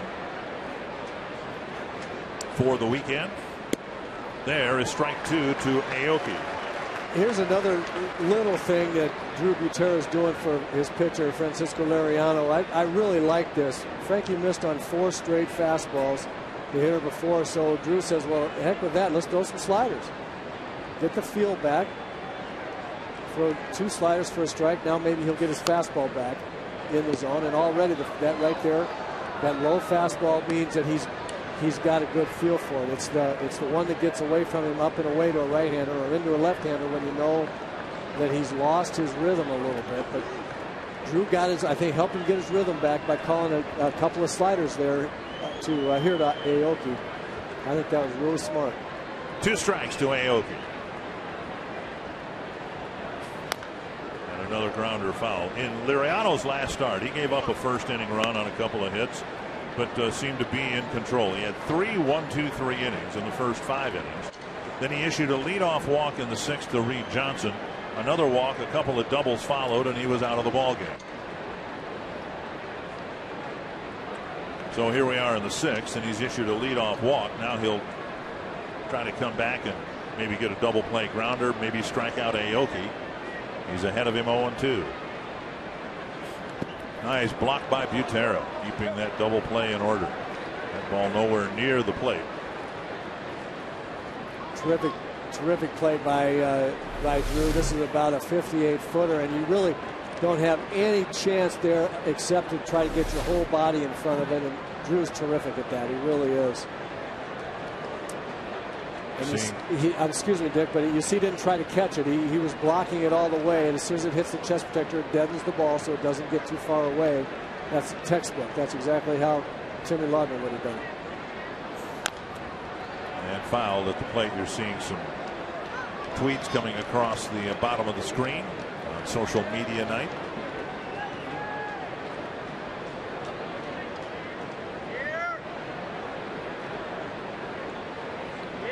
So now 86 pitches, and Liriano still's recorded only 15 outs without allowing a hit.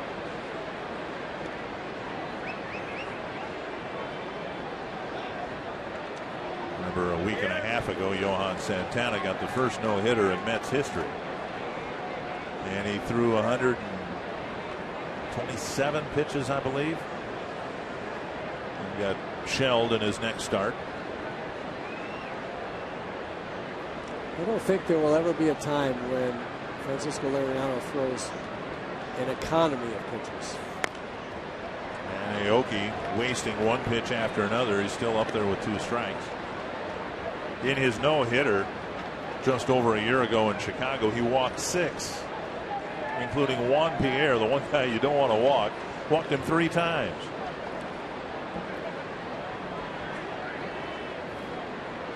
I think that will always be the case with Francisco. The important thing will be, how does he come back from a 4-pitch walk? And he's come back really well against Aoki. He just hasn't been able to put him away yet. But he's back in the strike zone, and his rhythm looks a lot better. To left field, chased by Willingham, and finally Aoki is retired, 1 away. Pretty well hit ball, and there have been a few of them, including the line out off the bat of Maldonado to wrap the 5th. Brewers, in the midst of a injury-ravaged season, were proactive in extending Ron Renicky through the 2014 season, and their general manager, Doug Melvin, who's here tonight, he's been extended through the 2015 season. Understanding that the problems that the Brewers have had are apart from anything the manager or general manager can do. You have years like that. The Phillies came to town and they were complaining. There's Doug Melvin on the right, Gord Ash, the assistant GM, on the left. Down and away, ball 1. The Phillies came to town and they were saying, hey, now we know what you guys, meaning the Twins, went through last year. And now the Brewers are saying the same thing. It's tough when you can't have your players on the field, the ones you envision playing 140 games a year. Another nice, well, that time he caught it. Butera not only blocked it, he caught it. 2-0 now to Gomez. And again, Drew's not going to let it go any farther than 2 balls and no strikes. Frankie way off, another 58, 59 footer, and this one with a fastball, and Drew's going to go out and try to get it straight right now.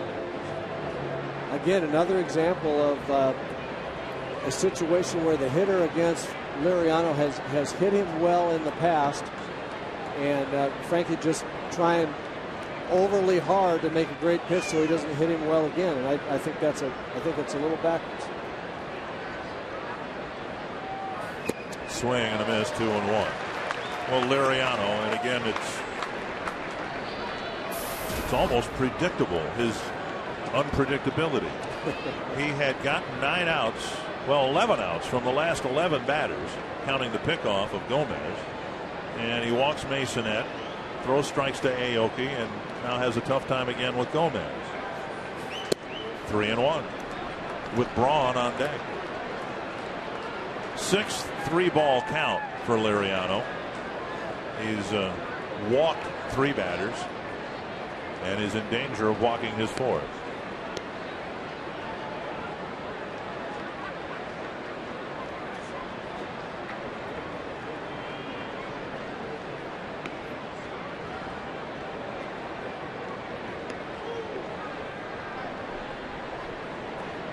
Gomez drew a walk in the 3rd and was picked off. And as we know from Gomez's days as a Twin, he's not easy to walk.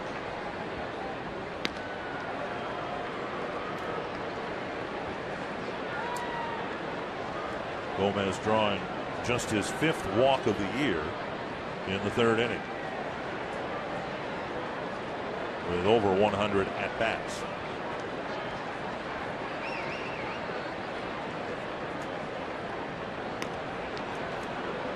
Masonette checked time and time again at first.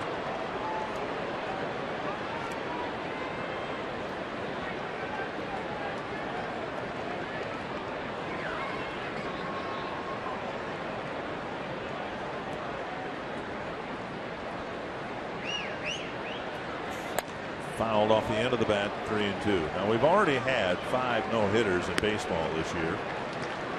And if this ends up being a no-hitter, it almost certainly would be a combined no-hitter like the Mariners had, simply because of the pitch count. Such a tough decision for a manager when a pitcher is a few outs, and probably a few too many pitches away from immortality in baseball terms. 3, that's ball 4, and now first and second with 1 out. Masonette goes to second. First time the Brewers have had more than 1 base runner on in an inning. If you are hitting the road, you can take the Twins with you.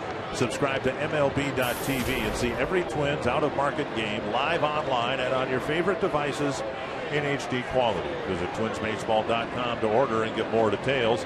MLB.tv. Baseball everywhere. Home territory blackout restrictions apply. Rick Anderson to the mound, trying to calm down Francisco Liriano.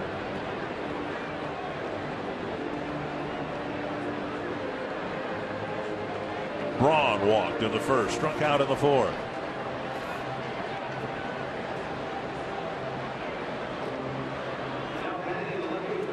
Twins have just given Liriano a 2-0 lead. Now activity in the Twins pen. Brian Dunsing starting to get loose.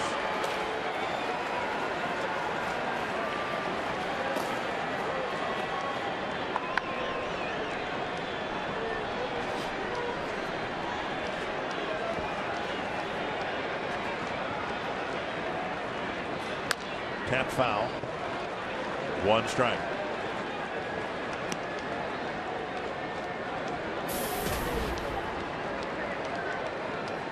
Good slider there to Ryan Braun, and again having trouble locating the fastball, commanding the strike zone with his fastball. Drew goes right back to the slider.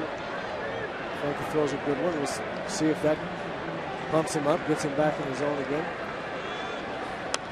And another foul. 96 pitches, 16 outs. My Minnesota high school math tells me that's 6 pitches per out,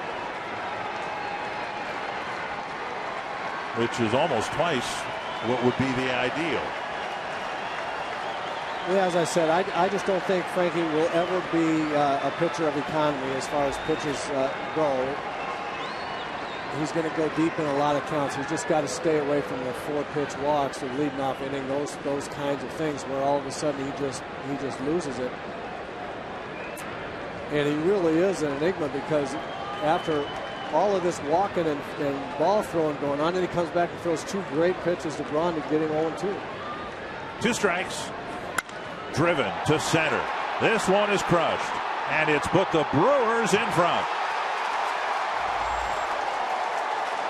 On an 0-2 pitch, the first Brewer hit makes it a 3-2 ball game.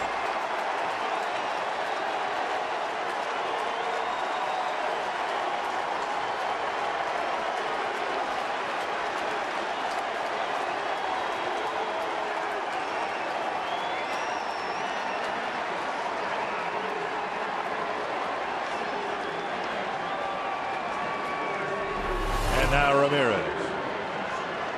Slider that just got way too much of the plate for a hitter of Braun's abilities and stature and talent. A little roller to the right side, and out number 2 comes after a deflating home run by Ryan Braun. And that brings up Corey Hart.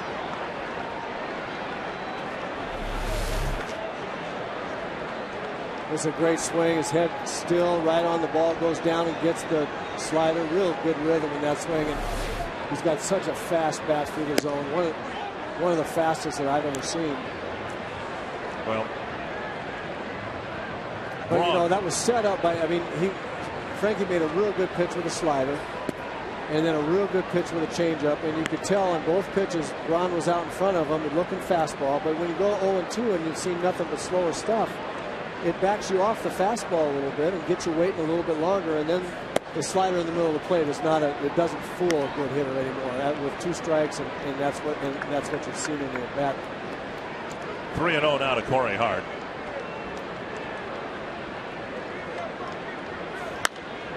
Deep but foul. Hart green lighted. So he throws him a slider, then he throws him a changeup, then he throws him another slider, and it's down, but it's right in the middle of the plate after a good hitter has just seen 2 pitches that was not fastballs. Got him off the fastball, had him wait a little bit longer. That made Frankie vulnerable to throwing a slider. Again with 2 strikes.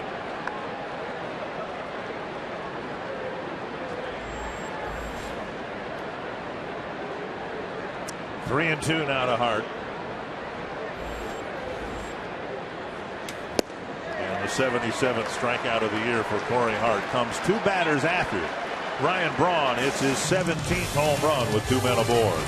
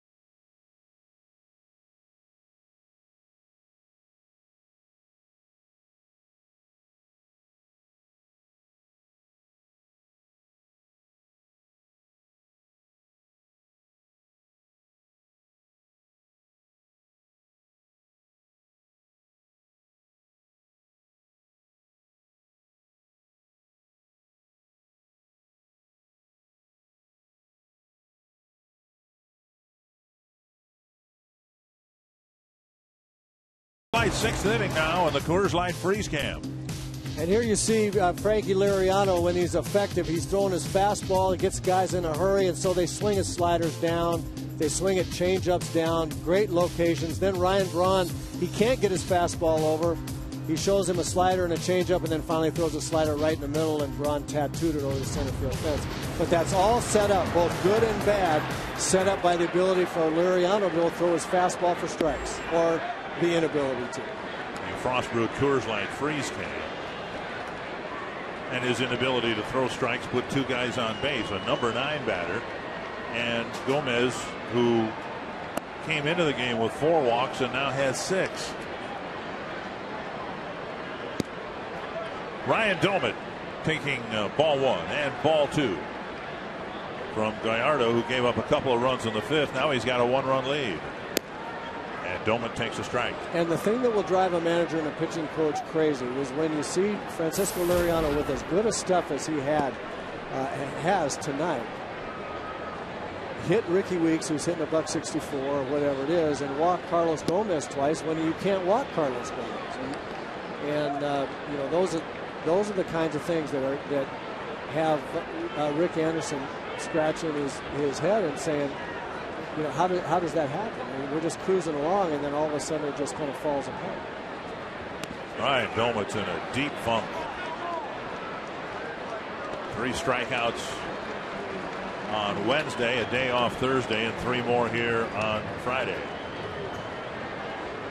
That'll bring up Trevor Plouffe, who started the scoring in his last at bat with the Coors Light Cold Hard Blast.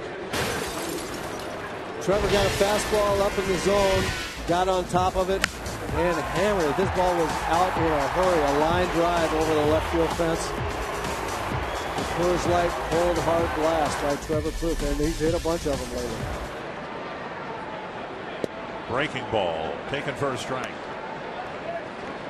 Again, Plouffe, if the Twins win, will celebrate that and his 26th birthday tonight. 1-1.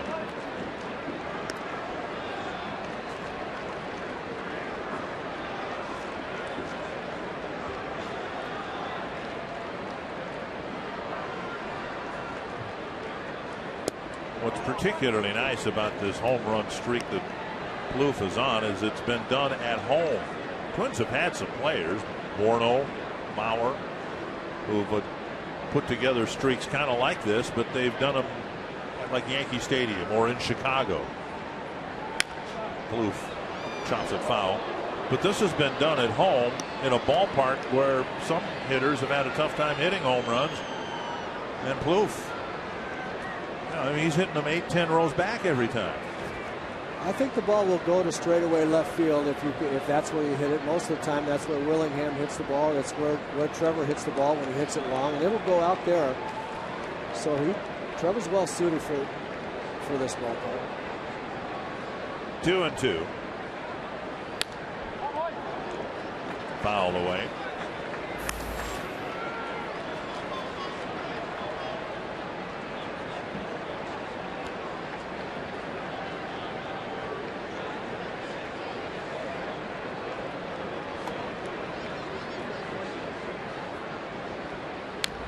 And a breaking ball that actually hung inside out of the strike zone, and he got a piece of it. I don't know, can you hang a breaking pitch too much? I mean, he got away with one. Looked like it was sitting up there in a tantalizing spot, but it was kind of tough for Plouffe to get the barrel of the bat on it. You're exactly right. It was just a little too far inside, change up too far inside. He could only hit it foul. And he got away with one there. That was a ball right there that we've seen Trevor hit a long ways. And you don't hit every one of them, and he's battling with 2 strikes here. He's battling. Knows Gardo's got a good fastball that runs in. He's shown him a fastball on the outside corner, so he's just battling as best he can right now. A high drive to deep left field. He has done it again. Unbelievable.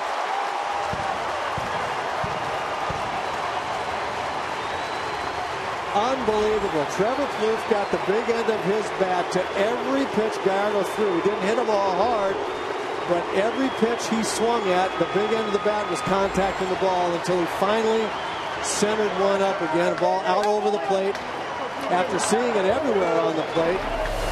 This is when you know you're in a zone. Look at that ball. A two-seamer start outside, sunk back into the middle of the zone, and Trevor didn't miss it. Into the second deck this time. 3-3, and Dozier takes a ball. I have seen very few streaks like this. I've seen a lot of guys in a zone like he is right now, but you mix in a single or a double once in a while. I mean, when he squares it up, it leaves the yard.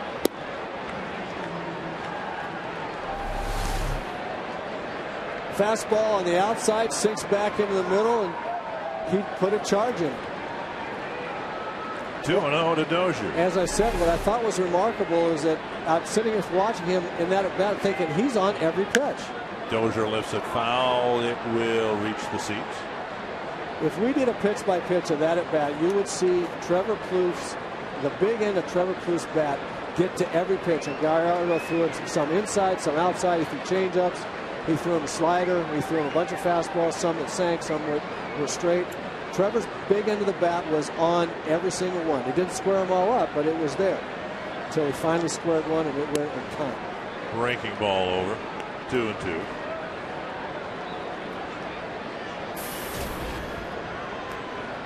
One of the characteristics of the Twins organization with their players is extreme patience.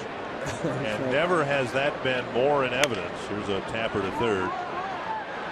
Bobbled momentarily, and Dozier's safe. Yeah, good job on running it out. Ramirez didn't get a grip on the ball cleanly out of his glove, and Dozier ends up at first base. And they'll give Dozier a hit, his second of the ball game. Well, good for the young man. Watch him run hard out of the box, which allows him to beat it out. He runs well.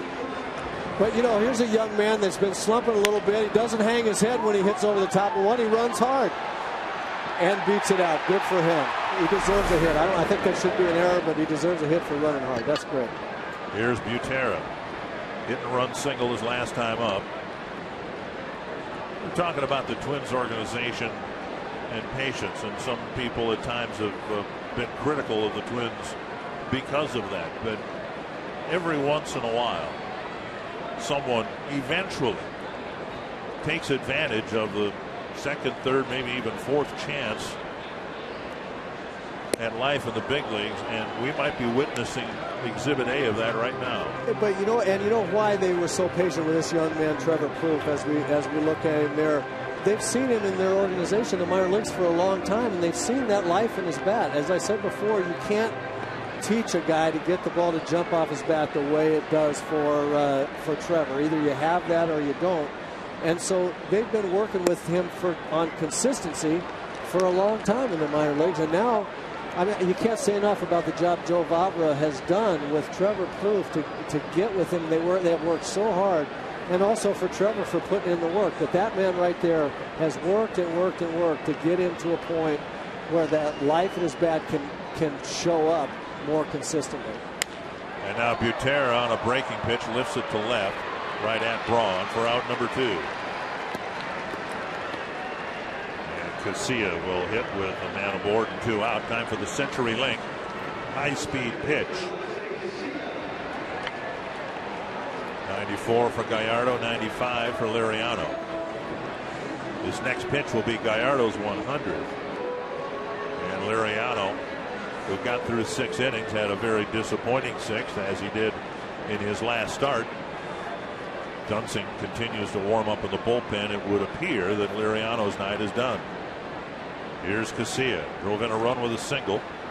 That ball getting away from the catcher, Maldonado, and that allows Dozier to go to second.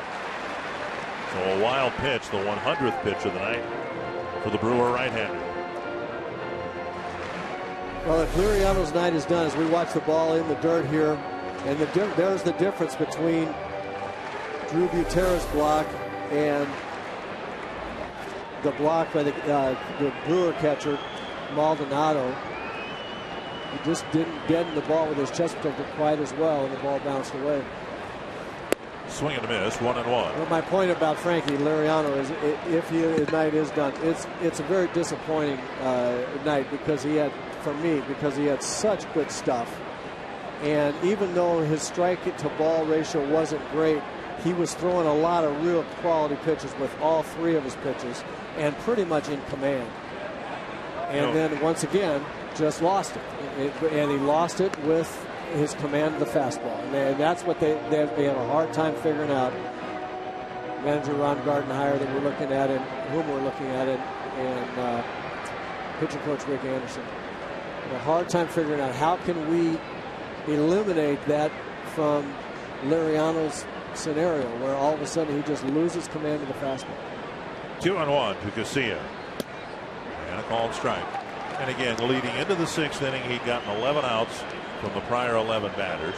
Walked a guy, picked him off. And we replayed the pitch to Braun a number of times, but really the difference in the inning was the walk to the number 9 batter and to Gomez that set up the 3-run home run. There's no question about that.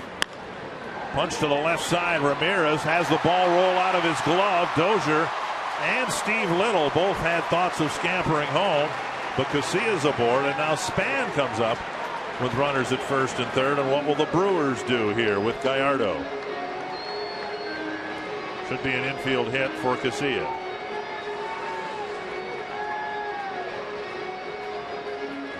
You want a fresh arm to face Span? Well, again, managers look at how hard the opposing team's hitting the ball, even if they're getting hits and running around the bases. And in this inning, even though, as we watch Dozier he's got a real good thought right here about rounding hard just in case the third base coach, Steve Little, wants to send him if the ball had gotten too far away from Ramirez. But he'd have been out by a long ways, and Little wisely held him up. But just to finish that thought, manager Ron Renicky of the Brewers has seen Plouffe hit the ball hard twice, but Gallardo have been pretty much in control, and these guys on the bases now have just hit a couple of weak ground balls. 1-0 to Span. And now a strike. Span 0 for 2. He dropped down a sacrifice bunt in the 5th.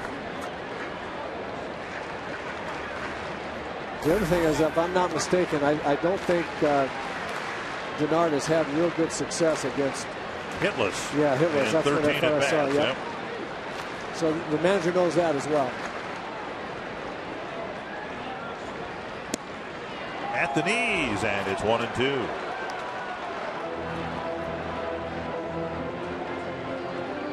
That's a count. I always hated for an umpire to miss one if I thought he meant not. And I'm not saying that Brian Gorman missed that pitch, but it was a questionable pitch down low, and it's, gosh, 2-1 so much better than 1-2. Span hitless in his last 7 at bats. Trying to pick up a big hit here. Checked his swing. It's 2-2. And that time Maldonado was able to make the block.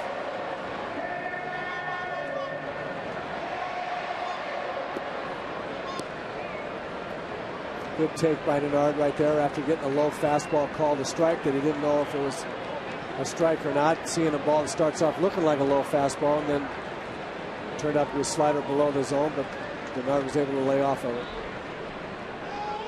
Runner goes half swing, and Span went. He's called out to end the inning. So the Twins leave 2 aboard, but Trevor Plouffe hits his 2nd home run of the game. His team leading 14th of the year. And we're tied at 3.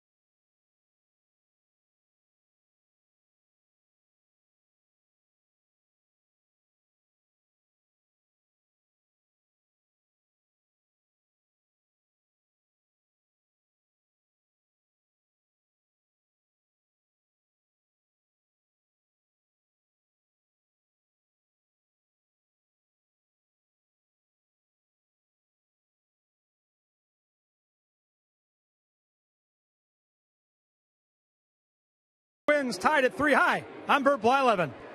Actually, I'm not. CenturyLink handed these out tonight. They're pretty cool. You can cool yourself off. You can even be a Hall of Famer. Stay tuned for Twins Live, presented by CenturyLink after the game. A very special edition here on Social Media Night at Target Field. You'll be in charge of the interview with Denard Span. Tweet your ideas to hashtag postgame. Your questions will be involved with Denard Span's interview. You use hashtag MNTwins. And what do you want Roy Smalley and the guys to do in the instructional? You want Tim Laudner to try to steal a base? You can go hashtag postgame for that. Of course, we're going to take you inside the clubhouse here from Ron Gardenhire. A seesaw game, boys. Back and forth we go. Top of the 7th. Take it away. Well, thank you very much, Kevin. Ricky Weeks will face Brian Dunsing here to start the 7th inning in a tie game. And Weeks shoots one foul down the right field line.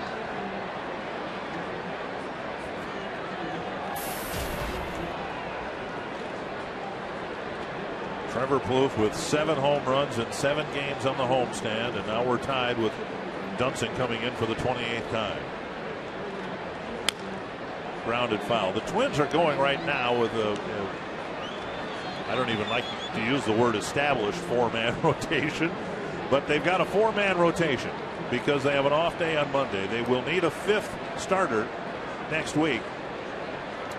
Carl Pavano hasn't really started a throwing program yet. Weeks takes up an in, ball 1, but they will need a 5th starter, and it's anybody's guess right now as to who that would be. I suppose Dunsing would be a candidate. They did that once earlier this year, stretched him out of the pen and put him in position to make a start. There's a called 3rd strike. Weeks strikes out for the 76th time. One down. Good hard breaking ball right here by Brian Dunsing after showing a couple of fastballs and a hard slider in under Ricky Weeks' hands. That's a good pitch, especially to a guy that struggled. Fox Tracks brought to you by Carrier.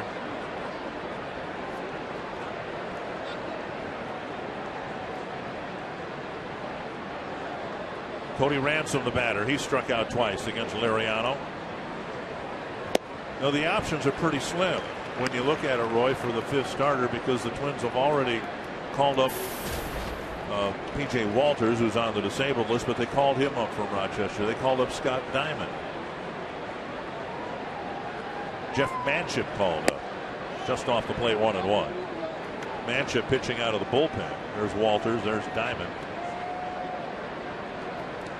And what complicates that is that manager Ron Gardenhire likes his bullpen rotation and set up so much with Brian Dunsing as the 7th inning guy along with Jared Burton. That right-left combination in the 7th to get to Perkins in the 8th and Capps in the 9th is really the way Gardenhire would love to set up his bullpen as often as possible if a starter can get him through 6 innings. And that's hard to give up for a manager. Brian Dunsing is probably a very reasonable candidate to get back in the starting rotation because they so desperately need one. But they just love the bullpen rotation right now with him as a 7th inning guy. So that complicates matters too. 1-2 to Ransom. Or at least makes the decision harder.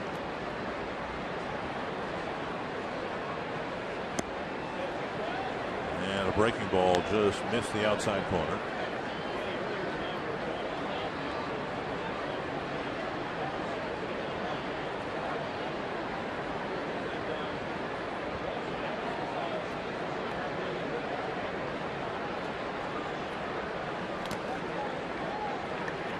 And now a full count.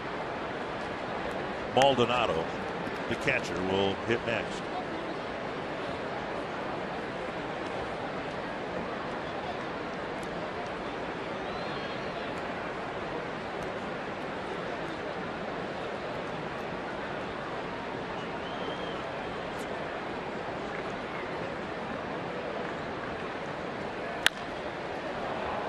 Dozier to his left.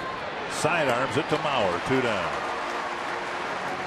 Grand Casino story of the game. A whole lot of Trevor Plouffe again. And the home run ball. Trevor Plouffe, first time up, lines one into left field. Then it's Ryan Braun with it down 2-0, makes it 3-2 Brewers. The very next inning, Trevor Plouffe comes back and nails one into the upper deck in left field. And that's the Grand Casino story of the game. It's home run ball tonight so far. Here's Maldonado with 2 gone and the base is empty. And strike 1 from Dunsing.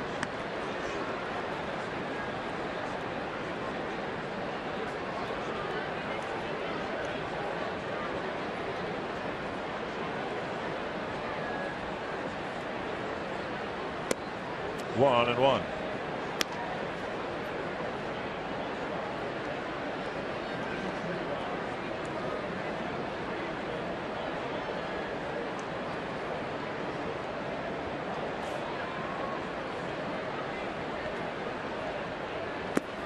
Dunsing, as we showed you, an opponent batting average of 223. Now the splits lefty-righty are still rather extreme, but Dunsing has done a better job against right-handers, holding them to a 286 average. Lefties really struggle against him, 143. The reason he was moved to the bullpen largely because he had a tough time getting right-handed batters out. Not going so far as to say he solved that, but the numbers are a little more competitive against right-handers. 3-1 to this right-handed batter, and a solid single to center with 2 out. Twins will still be at home on Sunday, finishing up the interleague series against the Brewers, a series presented by CenturyLink. And on Father's Day, the first 10,000 men will get a great Twins golf head cover, courtesy of 1500 ESPN. Tickets available for Sunday. Call 800-33-TWINS or visit twinsbaseball.com.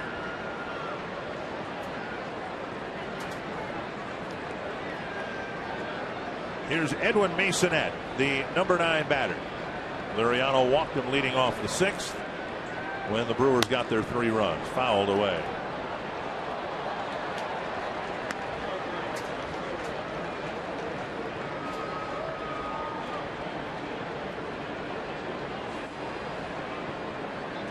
Another tight ball game for the Brewers. They played 3 in Kansas City, and the Royals won each game by 1 run by scoring in their final at bat. Once in the 8th inning, twice in the 9th. Here's a drive to left center field.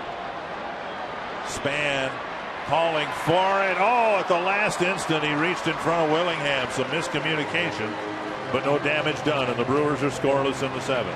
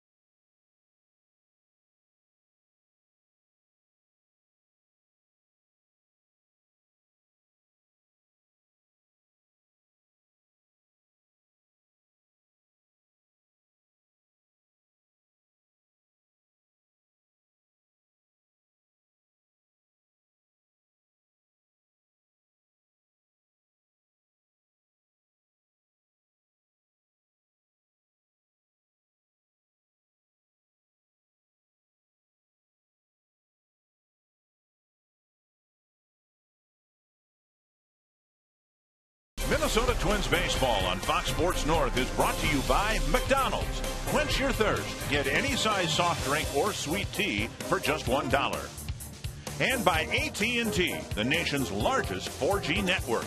AT&T. Rethink possible. Welcome back to Friday Night Baseball, presented by Kawasaki ATV on Fox Sports North.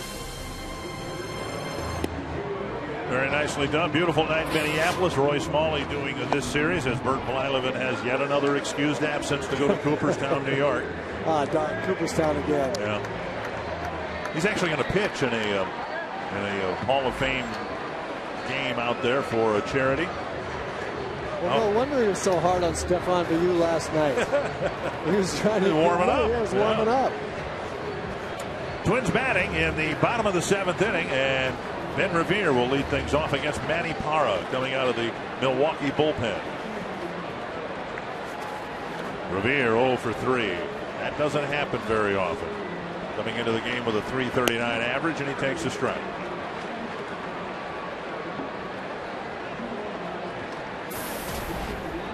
There's Parra and his stat line on the season. Over his head. 1-1.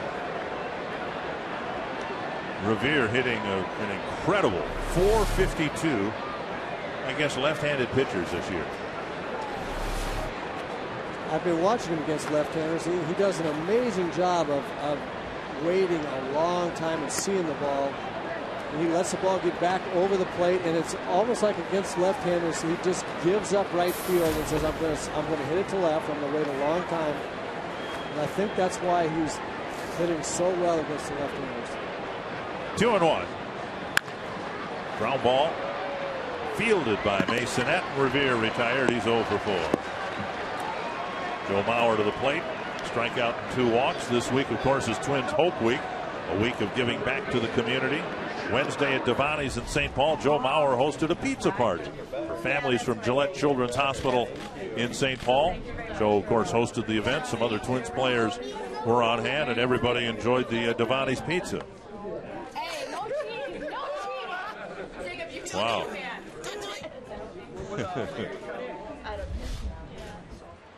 One down. Here's Mauer, who has struck out once and walked twice. This one will bleed up the middle. So Mauer with a one-out single against Parra. The two best left-handed hitters the Twins have against left-handed pitching. One of them comes through.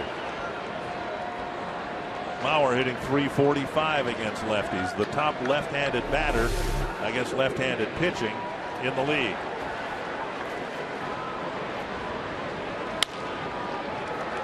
Revere, of course, doesn't have enough plate appearances to qualify. And now Maldonado will go to the mound to talk to Parra regarding the Willingham at bat.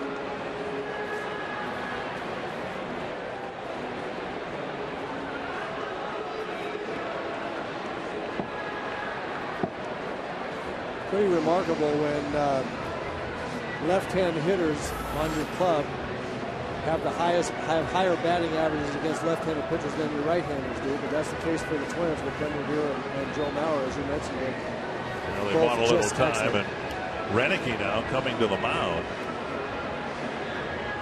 And you would think, well, Willingham, power hitter, he eats up left-handers. He's actually hit right-handers a lot better than lefties, but the Brewers may make the move here, sending Renicky going out to the mound. He hasn't made a motion to the bullpen yet, but he takes the ball, and we'll bring in a right-hander. And another pitching change with a runner at first and one away.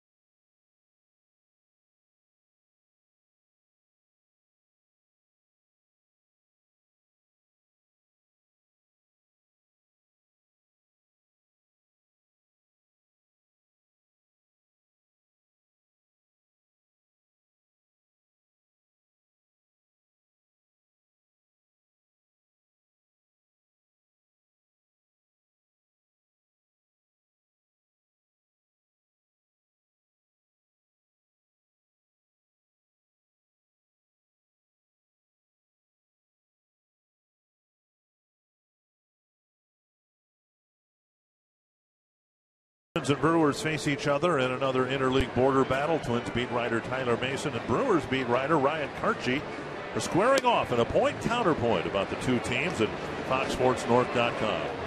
Check out the website now. Nothing more amusing, is there, than two sports writers arguing with one another?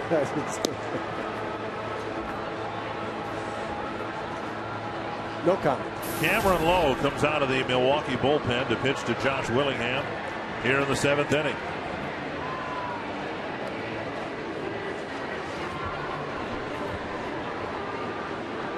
Lowe with his 26th appearance of the year.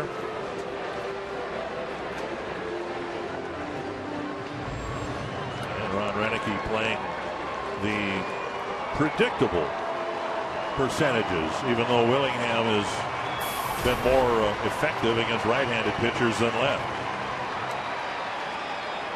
Ron Renicky is thinking about Willingham, and amazingly enough, he's also thinking about Trevor Plouffe lurking in the hole here. Yeah. Have a switch hitter Domet before Plouffe. Right. One strike on a breaking pitch. Both Willingham and Domet have been struggling, making contact here. A lot of strikeouts. Domet Has struck out 3 times in the ball game.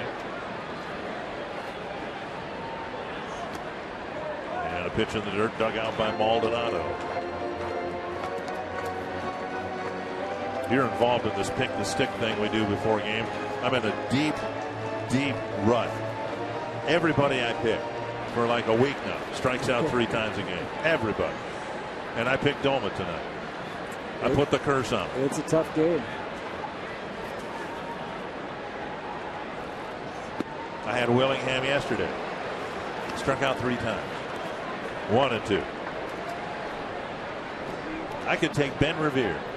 Best contact hitter in the league. 8 strikeout 3 times. 1 and 2 to Willingham. Single, a strikeout, and a fly ball. Deep fly ball his last time up to center field. And a Willingham strikeout for the 2nd out of the inning. And we'll see if Doma can come up with a big hit to put the Twins in front. Good little fastball, had a little sink on it. Josh just swinging over the top of it.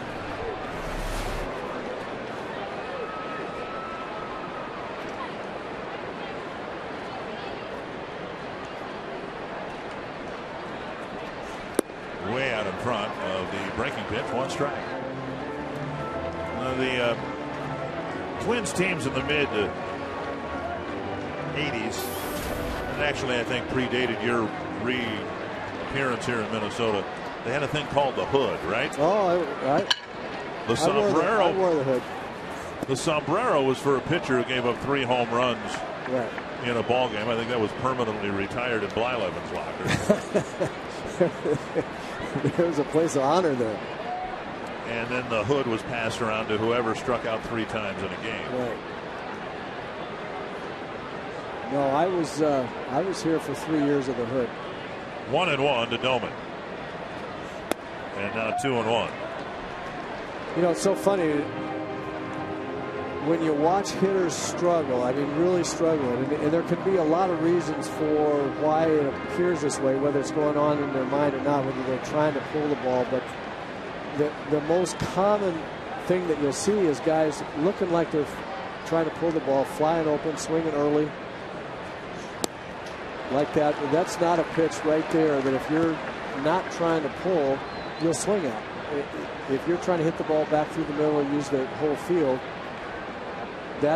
you'll take that pitch more often than not because it's below the strike zone. But when you're trying to pull it, you know you have to hit the ball out in front of you, and you swing at the first thing that you see, and it's not always what you think it is. You see right there, a ball on the outside part of the plate, down low, outside, and the foul went to his pull field. So here it is, down and away, and the foul ball went to his pull field. Now that's not hitting back through the ball. That's trying to pull the ball, and Ryan scuffed a little bit. I know that swing very well, believe me, and for some reason seems to be the #1 curse for hitters. Foul tip. Maldonado hangs on. The 4th strikeout for Doman. He's not a big strikeout guy, but he has now struck out 8 of his last 9 at bats.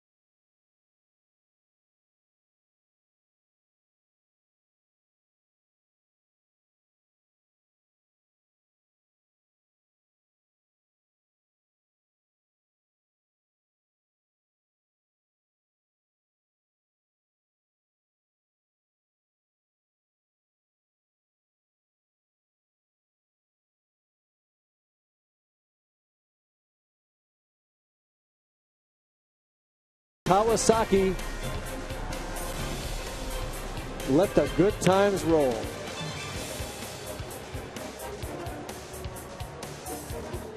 That's Kawasaki Terex.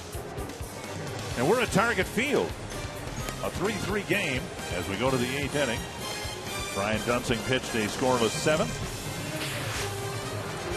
And now Jared Burton will come into the ballgame to try to pitch a scoreless 8th. Burton in for the 27th time. His opponent batting average outstanding. The home run's a bit surprising because there's really nothing in his history that suggests he would give up a lot of home runs. But 4 of them in 26 is a high number. Yeah, especially with his stuff. That is a real surprising number. I think you're right, Dick. He throws hard sink. He's got a hard slider. He punishes the strike zone with that good stuff. And I'm surprised at the 4 home runs. I really am. Be at the top of the Milwaukee order: Aoki, Gomez, and Braun in the 8th. Game tied at 3. Brewers have just 2 hits. Braun's 3-run homer in the 6th, and Maldonado's single in the 7th.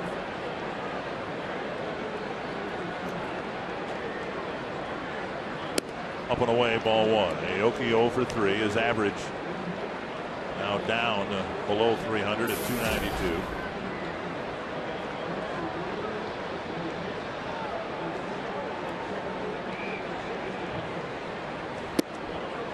Now this swing that Aoki has, you likened it to Ichiro Suzuki's swing. It must work for him. 3 batting titles in Japan, and he's holding his own here with a batting average of just under 300.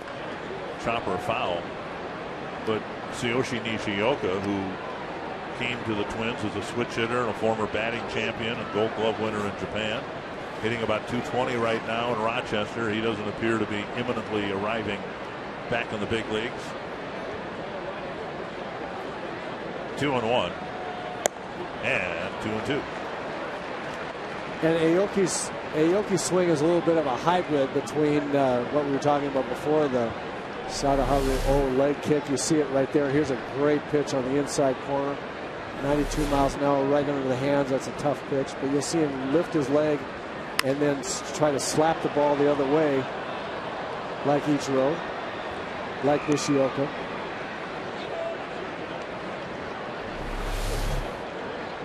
You see the leg lift, and then he tries to stay real square, let the ball get deep, and slap the ball the other way. That's right there. That doesn't look like Ichiro modeled. I don't know what does. You know, one of the things I enjoy is being in the realm that I'm in, listening to hitters talk with other hitters about hitting. And so many of them talk about keeping your head still. And then you see this, and you look at where his head is as the pitch is delivered and where it is at the finish of his swing. And Burton makes a nice decision letting Casilla field the ground ball 1 away. Yeah. There's so much head movement. It's remarkable. 1 down. There really is a lot of head movement in this approach that they've been using. If you see, his head goes from carrier all the way to baseball back there on the Twins dugout. And what Ichiro does so well is that head movement for him just gets him square to the line of flight of the ball, and then when he's ready to swing, his head stops. And he has such fast hands that he's able to catch up. But in trying to do that, you really have to be extra special good, I think, in order to hit with your head moving forward as much as it does. And you're absolutely right, Dick. I think that's a tough way to learn to hit. 1 strike to Gomez. He's walked twice and hit a fly ball to left. Swing and a miss. One of the chores for Tom Bernansky in Rochester is to get Nishioka to keep his head still. It did not work for Nishioka in the big leagues last year, but that's all he knows. I mean, that's the style that he has developed, so you wouldn't expect the results to be immediate. You hope eventually he can keep his head still and be an effective hitter. This one drilled to center. Span running back, and making the catch for out number 2. That ball blistered toward the 403 sign, but Span cut it off.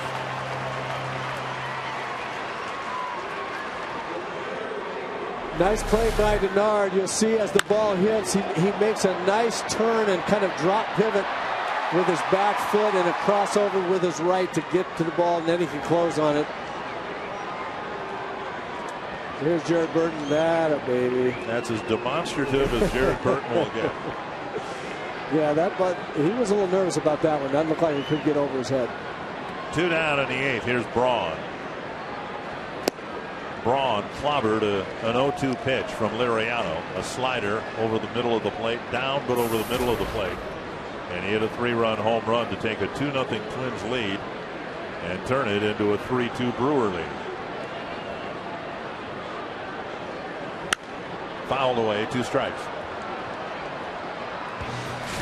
This is, I think, very, very interesting. Look at the plate coverage that Ryan Braun has. We're showing you here pitches on all sides of the plate and limits of the strike zone. And look how good his plate coverage is. Even if you look at bottom rows, second from the left, a ball on the outside corner, low outside, even that pitch he can get to because he has such good balance and has the ability to go to center field. Now, watch this with his home run. Watch him hit back through the ball. That's extension back through the ball. He didn't try to pull off of that slider. That's why, even though the ball was down, he was able to drive that ball up in the air and hit it for about 420 feet to center field, back through the ball. Burton deflects it, can't find it, and Braun will reach with an infield hit.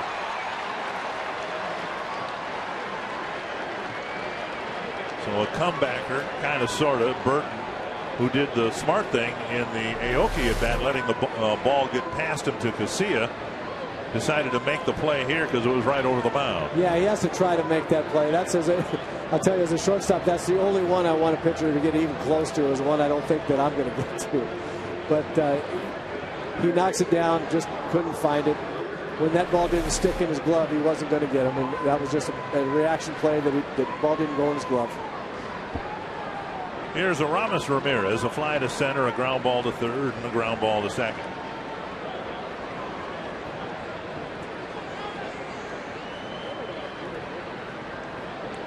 They're in the 10th inning at Comerica Park. Rockies and Tigers tied at 4. White Sox leading the Dodgers 2-1 at Dodger Stadium. Be a good pitching duel there, although there's some early runs on the board. Clayton Kershaw against Chris Sale.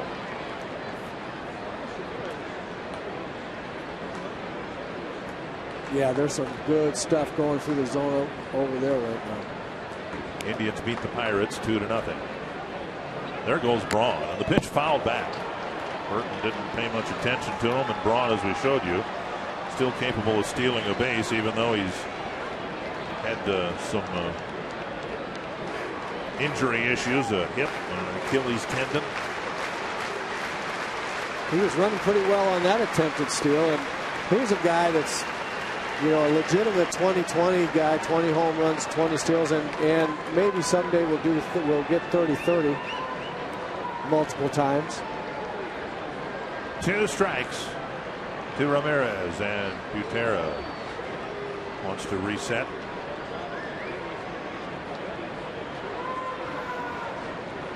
Look into the Twins dugout, see whether they want to throw over or a pitch out.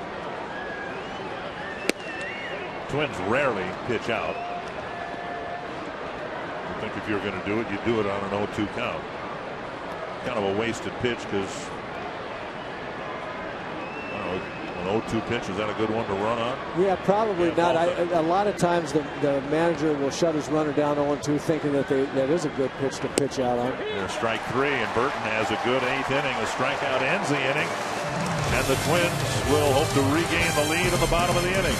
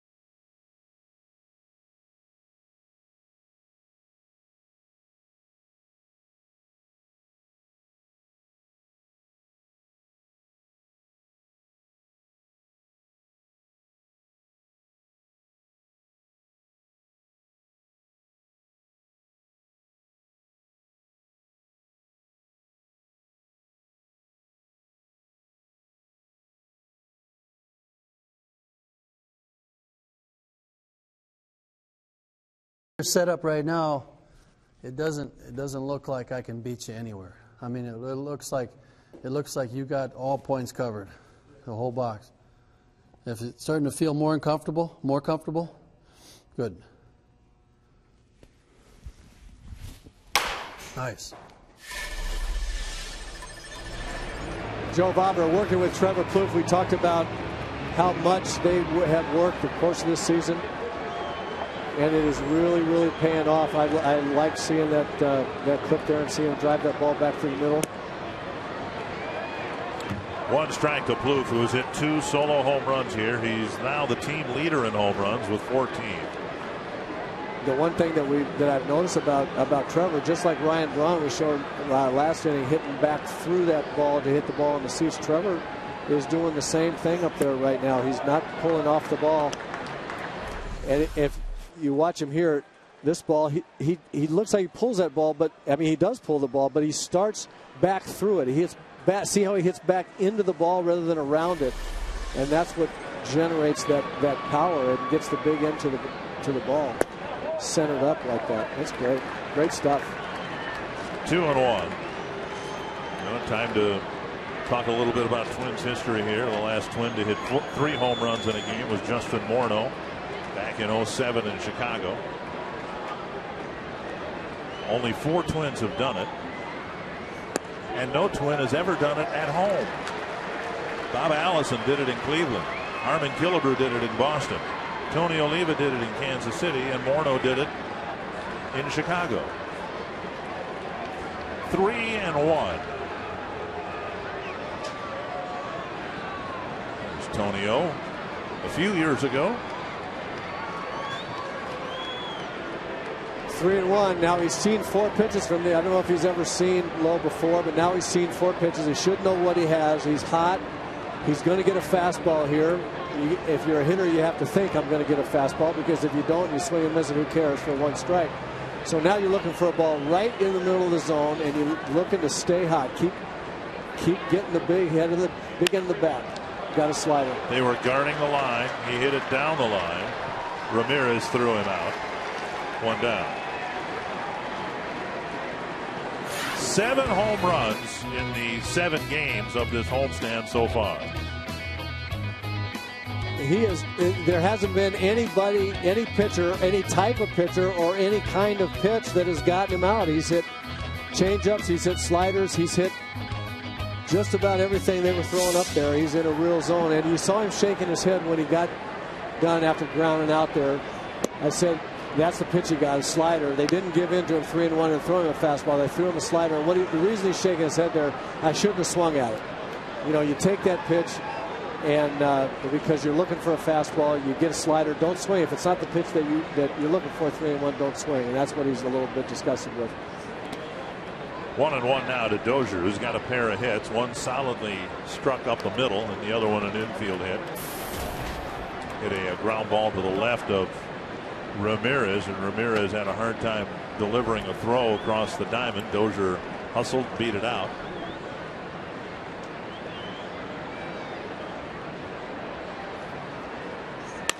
And a solid single to left. So Dozier showing signs of snapping out of it with a 3-hit night.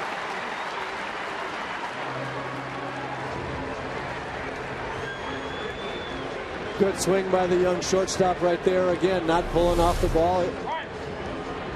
Staying right down. It's a good sinker, but he stayed down with it. Look at him go down. Look at his head stay still. Goes down to get it. Nice swing. Doesn't pull off it. Hit back through the ball. Very nice. Chris Parmelee will pinch hit. Rich Kranitz coming to the mound. Parmelee will hit in Butera's spot. The likely move is Maurer goes behind the plate. Parmelee takes over at first. Parmelee struggling since his recall. 0 for 4 as a pinch hitter.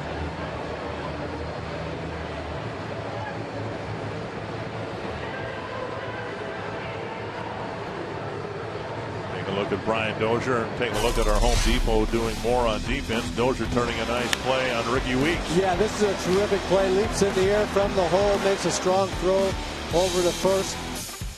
Very athletic play, and Joe makes a nice pick on an in-between hop. That was a good play all around, but nice play by the young shortstop. So Parmalee hoping to deliver a pinch hit with Dozier at first and one away.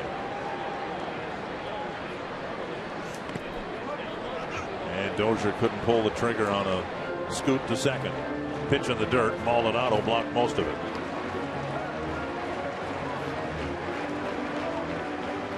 Parmalee called back up in part because the Twins wanted this threat off the bench.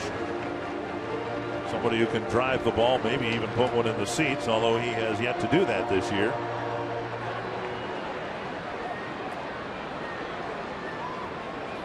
One and 0.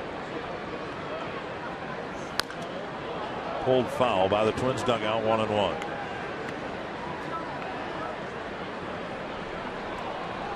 And within Parmalee's handful of major league at bats, you've seen the essence of a rookie trying to succeed up here. Last year in September, he almost made it look easy, hitting home run after home run, hitting well over 300. And now so far this year, it's been a struggle.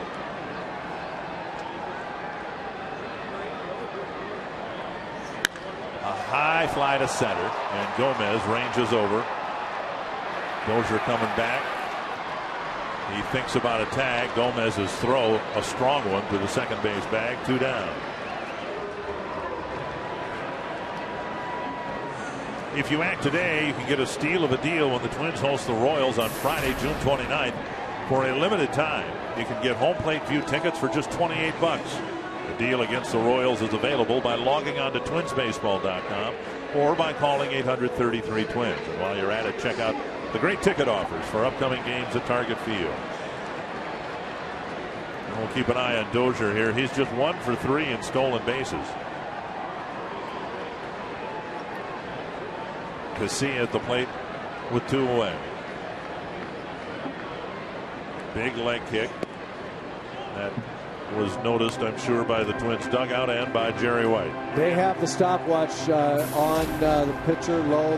If he is delivering to the plate from the time he picks up his front foot to the time the catcher catches the ball at more than 1.3 seconds, there's a pretty good chance that they'll turn Brian Dozier loose right here.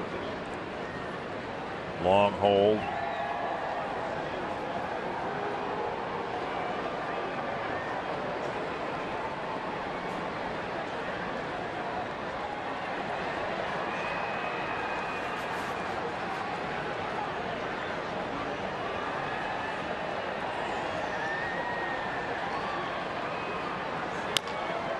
And low. Grabs it, underhands it. Inning is over. We go to the 9th in a tie game.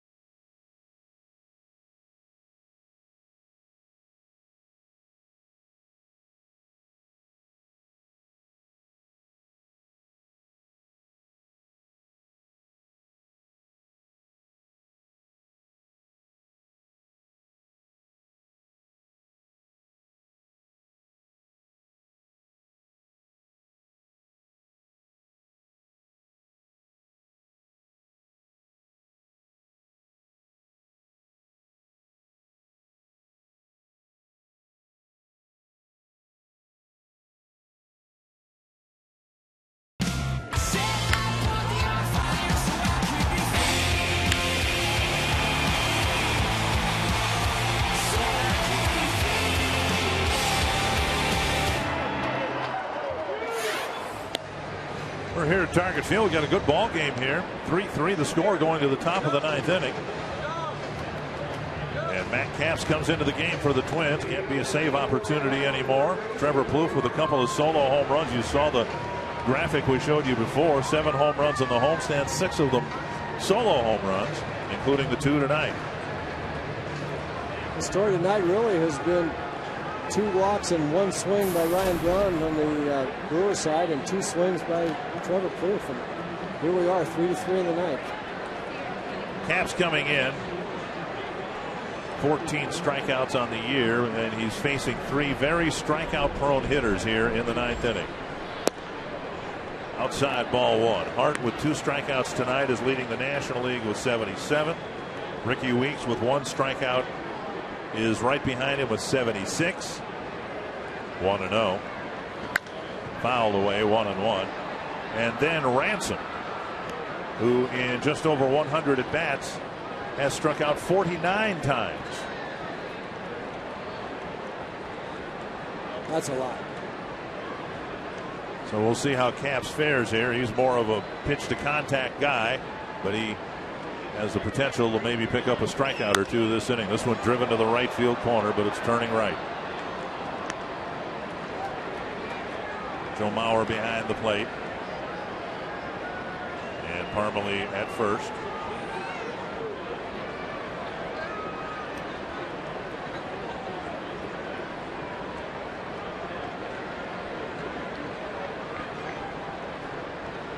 One and 2 to Corey Hart. Driven to right, Revere chasing it. He won't get there, and it bounces up into the crowd. A ground rule double for Corey Hart. So a leadoff extra base hit.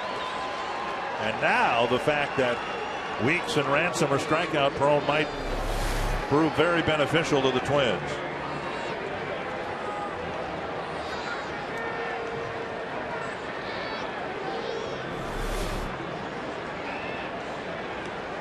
Three high fastballs there by Matt Capps. I know that he wants the ball down lower than that. He beat Corey on 2 fastballs, and then Corey finally flared one down the right field line and got it to land fair.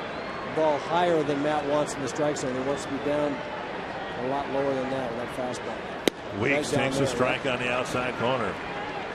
Weeks does not have a sacrifice bunt this year. Has just 9 in his major league career. And that might be a big factor here for the Brewers. That and Ransom is so strikeout prone, you might not gain much by advancing him a base with 1 out. Fly ball, short left field. Dozier retreating. 1 down. Weeks retired for the first out.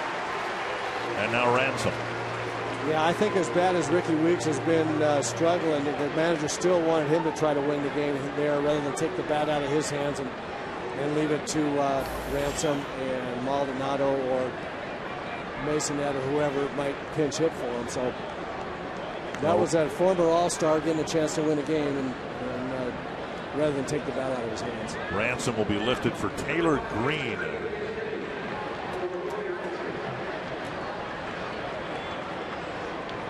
Green has 2 home runs this year, and they both come off the bench.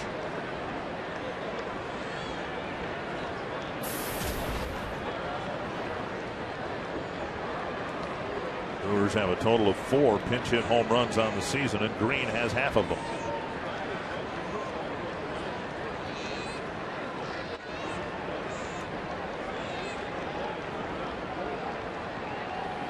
Up and away, ball 1. Again, Capps high with the fastball.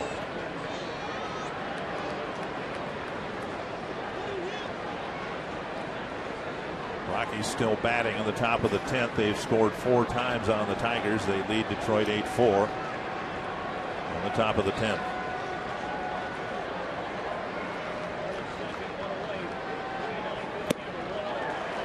Tied him up, down and in.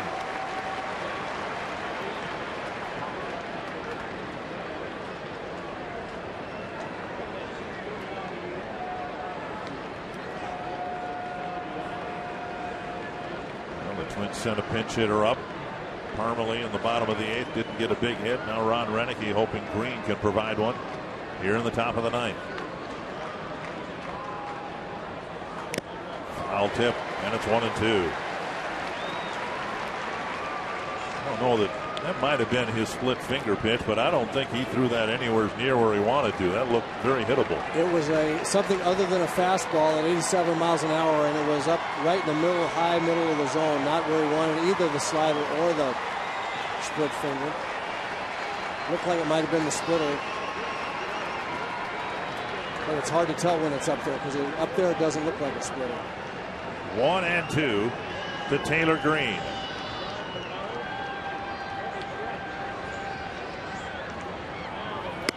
High fastball got him. 2 down.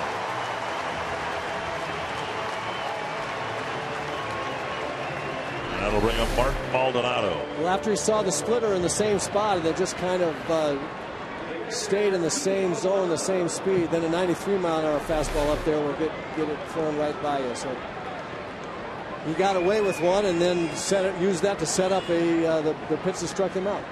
Maldonado with a strikeout, a line out to Plouffe, and then a single in the 7th.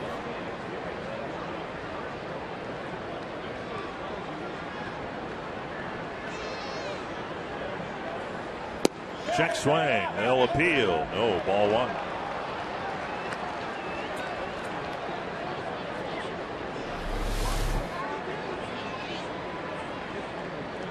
Good check. Yep, it was a good check. Kept his wrist cocked and the bat back.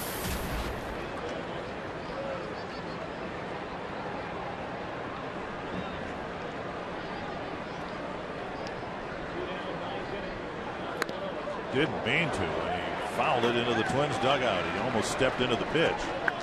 And it's 1-1. Mauer to the mound.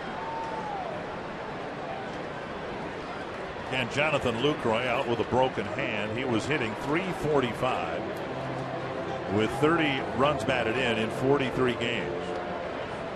So Maldonado doing the catching for the Brewers with George Kataris.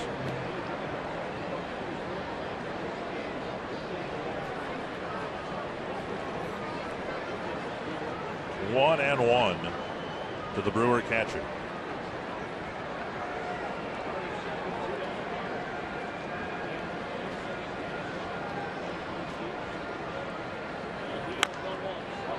That is foul. 1-2.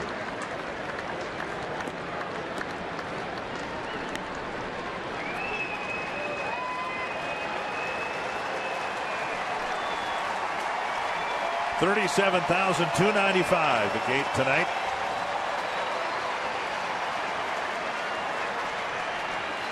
And they've seen a good ball game.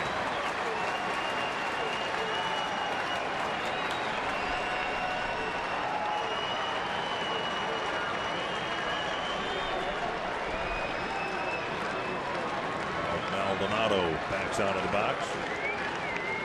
Maldonado considered a good defensive catcher. The Brewers hope to get a big hit from him here in the 9th inning tonight.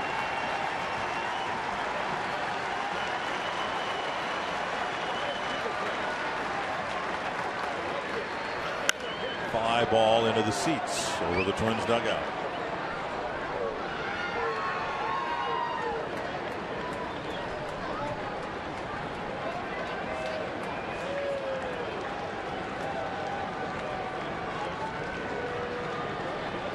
You mentioned that Matt Capps was a pitch to contact type of closer, which he is. I think the more he can work on that splitter and develop that split finger pitch as a third pitch, I believe that will become a strikeout pitch for him, and that will really make him even that much more effective when he at a pitch he can close somebody out with consistently.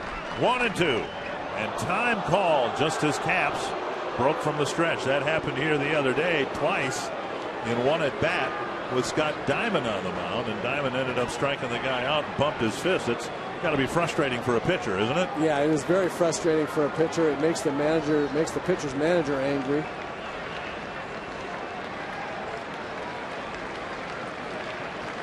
One and 2 to Maldonado. Breaking ball down and away, and it's 2-2.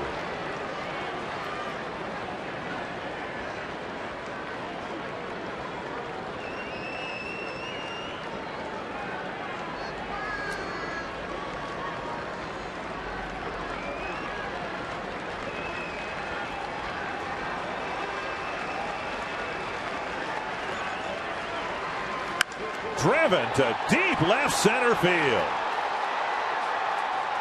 A 2-run home run for Maldonado.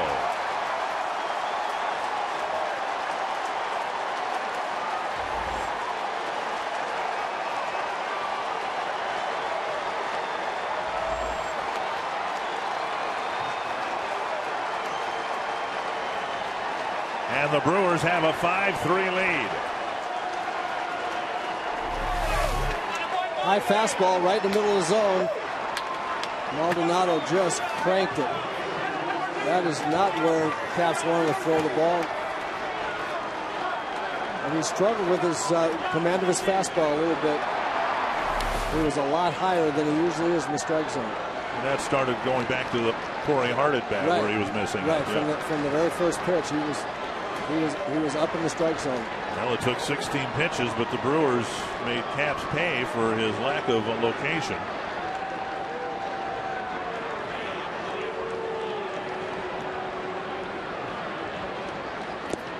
Brewers, as we said, lost all 3 games in Kansas City with the Royals scoring in their last at bat. And now this in the top of the 9th, and the Brewers hope that swing will get them a late inning win. That's a pretty much middle right there. Rolled to the right side. And Casilla throws to Parmelee to end the inning.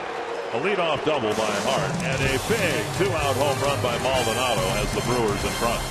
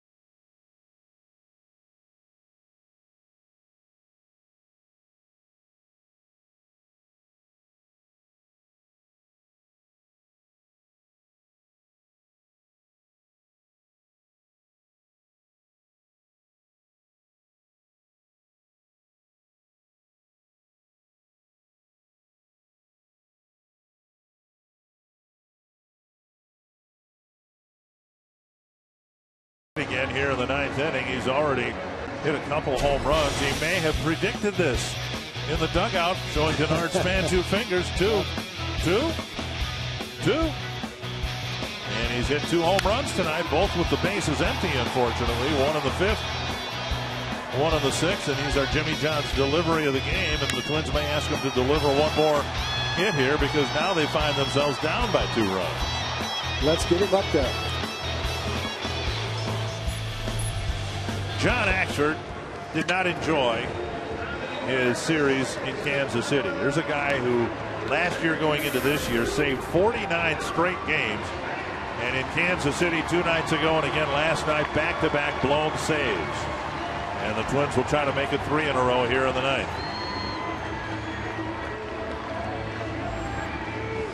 He'll face the top of the Twins order.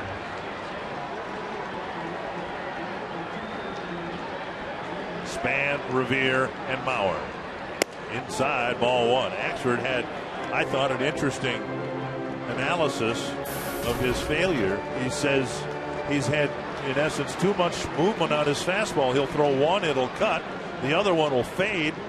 And he says his fastball is best when he throws it straight.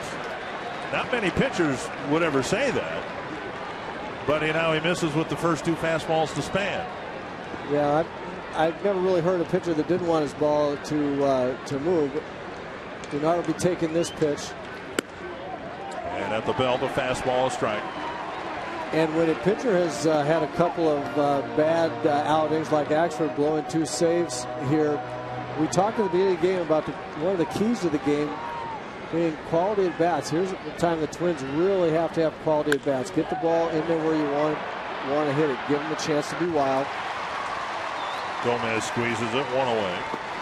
This copyrighted telecast is presented by authority of the Minnesota Twins and may not be reproduced or retransmitted in any form, and the accounts and descriptions of this game may not be disseminated without the express written consent of Minnesota Twins, LLC.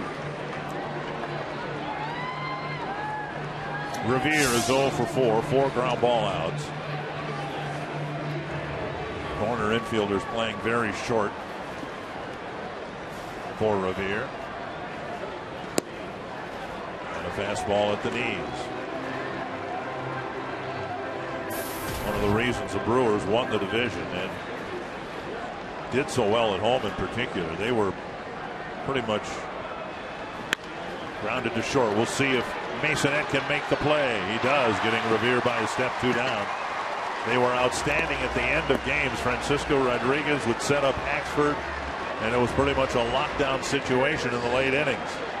Masonette now at short, Green at second, and Maurer trying to keep the game alive for Willingham.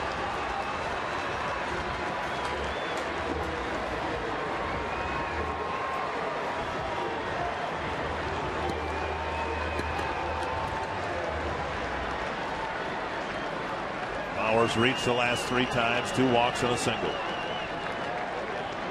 Very high, ball 1.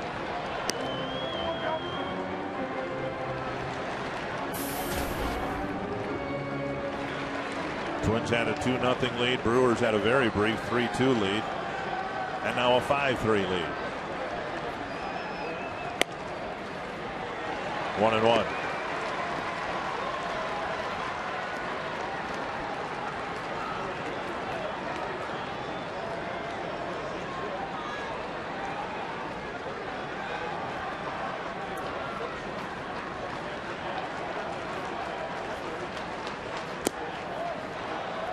Speed pitch down and in. 2-1.